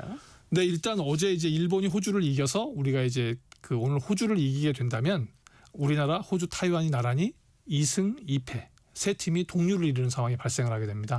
그럼 이제 보통 우리 뭐 축구 같으면 골드 실차, 뭐 득점 이런 거 따지지 않나 그런데 여기는 이제 세 팀 간의 실점률이라는 걸 따져요. 몇 이닝 동안에 몇 점을 잃었느냐. 근데 현재 이제 그 타이완 같은 경우에는 우리한테 4점을 주고 호주에 3점을 줘서 18이닝 동안 7실점을 한 상황이고요. 우리는 어제 이제 10이닝 동안 5실점을 한 상황. 그리고 호주는 대만전에 거의 점수를 주지 않았어요. 그러니까 호주가 우리하고 해서 많은 실점을 해야 되는 상황이 발생한 거죠. 그게 이제 지금 아주 단순한 계산으로 5점 차 이상이 나야 된다. 그래서 우리가 5대0으로 이기거나 6대1로 이기거나 7대2로 이기거나 그런데 이제 호주의 공격력 보면 어제 일본이 물론 한국과의 경기에 우리와의 경기에서 굉장히 그 집중력을 발휘했기 때문에 힘이 빠진 상황이었지만 넉 점밖에 뽑지 못한 상황이거든요. 근데 또 한편으로는 또 호주가 일본을 상대하니라고 굉장히 지쳐 있는 상황일 수 있어요. 그러니까 경우의 수가 너무나 많은 상황인데 이 상황에서는 결국은 우리가 체코와의 경기처럼 완벽하게 이겨야 됩니다. 투수는 잘 막아야 되고요. 타자들은 어느 때보다 많은 점수를 뽑아줘야 됩니다. 네네. 그러다 보면 뭐 13대 0도 났는데 뭐 안 나라는 법 없거든요. 전체적으로 보면 우리 선수들이 오늘 최선을 다해줘야 되고 네네. 승률 뭐 행운의 여신이 승리를 기원도 해줘야 되지만 승리보다는 득점의 신이 있어서 득점을 많이 내게 해줘야 되는 상황이 발생한 거죠. 근데 우리 선수들이 뭐 체코와의 경기에 말롬루도 치고 전체적인 타격감 체코전 같이만 해준다고 한다면 5점 야구에서 뽑기 어려운 점수일 수 있지만 네. 한 번 뽑으면 또 두 자리 수준 나가는 거 어렵지 않거든요. 그래서 정말 오늘은 각본 없는 드라마로 극적인 2라운드 진출 이런 시나리오가 완성이 된다면 정말 재밌을 것 같습니다. 최근 주의 부연에서 그 WBC 경기들을 많이 보시고 얘기를 하시더라고요. 네. 그래서 저는 지금 말씀드리니까 동계올림픽의 최가은 선수처럼 극적인 그런 네. 승부가 좀 나왔으면 좋겠다 이런 생각이 들었어요. 자, 김윤지 선수가 동계 패럴림픽에서 정말 역사적인 금메달을 따냈네요. 네. 첫 금메달, 여성 첫 금메달, 바이오슬론 종목에서의 첫 금메달. 사실 7.5km 나갔을 때는 사격이 약간 불안해서 그 영향이 여기까지 미치면 어떻게 하나 이랬는데 12.5km 그 달리는 구간에서는 킬로미터 달리는 구간에서는 사실 그 첫 번째 사격 전까지 첫 번째 사격 마칠 때까지 1등이었어요. 근데 두 번째 사격에서만 두 발을 놓쳐서 이제 약간 5위까지 쳐줬는데 또 이 선수가 근데 그 사격은 조금 불안하지만 이 질주하는 이거는 워낙 잘하는 선수거든요. 그런데 마지막에 또 사격까지 깔끔하게 끝내주면서 우리 선수로는 최초의 메달을 따냈습니다. 또 뭐 평창 동계올림픽 이후에 우리가 금메달 소식이 없었는데 금메달 소식이 전해져서 전체적으로 이 패럴림픽의 문을 여는 아주 기분 좋은 상황이 됐고요. 네. 그리고 아직 메달 행진이 끝나지 않았다는 거. 이 선수 아직 종목이 좀 남아 있습니다. 그래서 지켜보시면 좋을 것 같고요. 또 반가운 소식은 오늘 새벽에 그 스노보드 이재혁 선수가 스노보드 크로스라고 하는 종목이 있어요. 보면 빙상의 쇼트트랙 같은 종목 서로 파고들고 하면서 순위를 바꾸는 종목인데 3위를 차지하면서 동메달 이것도 우리 패러 스노보드 세상 첫 메달입니다. 그래서 지금 첫 메달이 2개 나왔거든요. 사실 내심 또 그 시각장애인 선수인 최사라 선수가 가이드하고 잘 달려서 3위권에 들어가줬으면 했는데 아쉽게 4위를 기록했어요. 그래서 현재까지는 우리가 지금 금메달 1개, 동메달 1개를 따내고 있는 상황입니다. 네. 그런데 지금 패럴림픽 개막식이 이번 그 중동 정세 때문에 영향을 좀 받았나요? 있었네요. 네, 일단 이란이 출전을 안 했어요. 참가를 안 해서 뭐 그런 평화의 제전이라고 할 수 있는 올림픽이나 패럴림픽에 참가하지 못한 게 아쉽고요. 또 러시아하고 벨라루스가 그동안은 이제 중립국 자격이나 개인 자격으로 나왔는데 이번에는 국기 사용을 허용해 줬습니다. 그러다 보니까 우크라이나를 포함해서 이제 유럽 그 주변국들이 이렇게 된다면 우리 같이 개회식에 참석할 수 없다. 그래서 개회식 보이콧을 선언했었습니다. 네. 자, 손흥민 선수가 풀타임 활약한 LAFC가 개막 3연승을 달렸네요. 네. 어제 댈러스와의 경기에서 사실은 전반에 좀 안 풀렸거든요. 근데 후반에 이제 다비드 마르티네스 선수가 정말 호쾌한 중거리포를 터뜨려서 1대0으로 승리를 거뒀습니다. 근데 이 기록이 LAFC 사상 첫 3연승이랍니다. 그동안 개막해서 3연승을 거둬본 적이 없는 거죠. 그렇군요. 네, 근데 뭐 기억하시겠지만 그 온두라스 레알 에스파냐하고 이제 북중미 컵에서 2번 이겼잖아요. 그러니까 현재 5연승을 달리고 있는 파죽지세입니다. 손흥민 선수 합류한 이후에 굉장히 좋고 또 댈러스는 지난해 8월에 이제 손흥민 선수가 데뷔전 치를 때 골을 기록한 팀이거든요. 전체적으로 손흥민 선수가 뭐 공격 포인트는 없었지만 풀타임 활약하면서 팀을 이끌고 있는 건 사실입니다. 네. 자, 배드민턴의 안세영 선수 전형 오픈 이거 최고권위의 경기잖아요. 네. 2연속 우승을 도전했는데 실패했네요. 사실 뭐 준결승에서 천이페이 선수하고의 진짜 접전을 펼치면서 역전승을 거둘 때 이거 되는 거 아니야 이런 생각을 했어요. 근데 사실 거기서 또 너무나 많은 힘을 뺐는지 왕지 선수와 결승전 사실 첫 번째 게임이 굉장히 그 어떻게 보면 좀 아쉬웠는데 생각보다 이 공격한 것들이 조금 득점과 연결되지 않았어요. 본인이 약간 당황한 것 같고 그러다 보니까 2대0으로 져서 2연속 우승이 좌절됐습니다. 뭐 사실 계속 안세영 선수가 이기는 건 뉴스가 아니다 이럴 정도로 파죽에 36연승을 달려왔거든요. 근데 37연승 도전에서 마침표를 찍었고요. 근데 뭐 안세영 선수잖아요. 또 다시 부활할 거고 또 다음 때부터 한다면 내년부터 다시 해서 전형 오픈 2연속 우승의 기록을 다시 한번 세울 수 있지 않을까 싶고요. 전체적으로 근데 조금 부담스러워하는 느낌은 좀 들었어요. 체력적인 부담, 계속된 국제 경기 그리고 상대들이 너무나 많은 견제를 하기 때문에 너무나 좀 아쉬운 경기였습니다. 우리 안세영 선수는 좀 아쉬웠지만 남자 복식은 좋은 소식이 들려왔습니다. 네, 남자 복싱은 이제 그 정상을 차지했는데요. 예. 뭐 세계 랭킹 1위거든요, 남자 랭킹도. 근데 우리가 전체적으로 배드민턴 하면 아직도 안세영 선수가 먼저기 때문에 서승재, 김원호조가 우승을 차지했는데 약간 밀린 것도 사실입니다. 네. 근데 제가 기사를 봤더니 이 남자 복식에서 40년 만에 2연패를 한 거다라고 이번 그 메달 딴 거의 의미를 평가하시더라고요. 뭐 사실 세계 랭킹 1위 된 것도 굉장히 오래간만이었는데 잘 지키고 있는 상황인 건 정말 다행인 겁니다. 네, 앞으로 남녀 모두에서 배드민턴이 계속 승전보를 좀 전해줬으면 좋겠네요. 네, 오늘 여기까지 듣겠습니다. KBS 김한수 기자였습니다. 고맙습니다. 3월 9일 월요일 전격 시사 오늘 여기까지고요. 저는 소현정이었습니다. 내일 아침 7시 5분에 다시 돌아오겠습니다. 고맙습니다.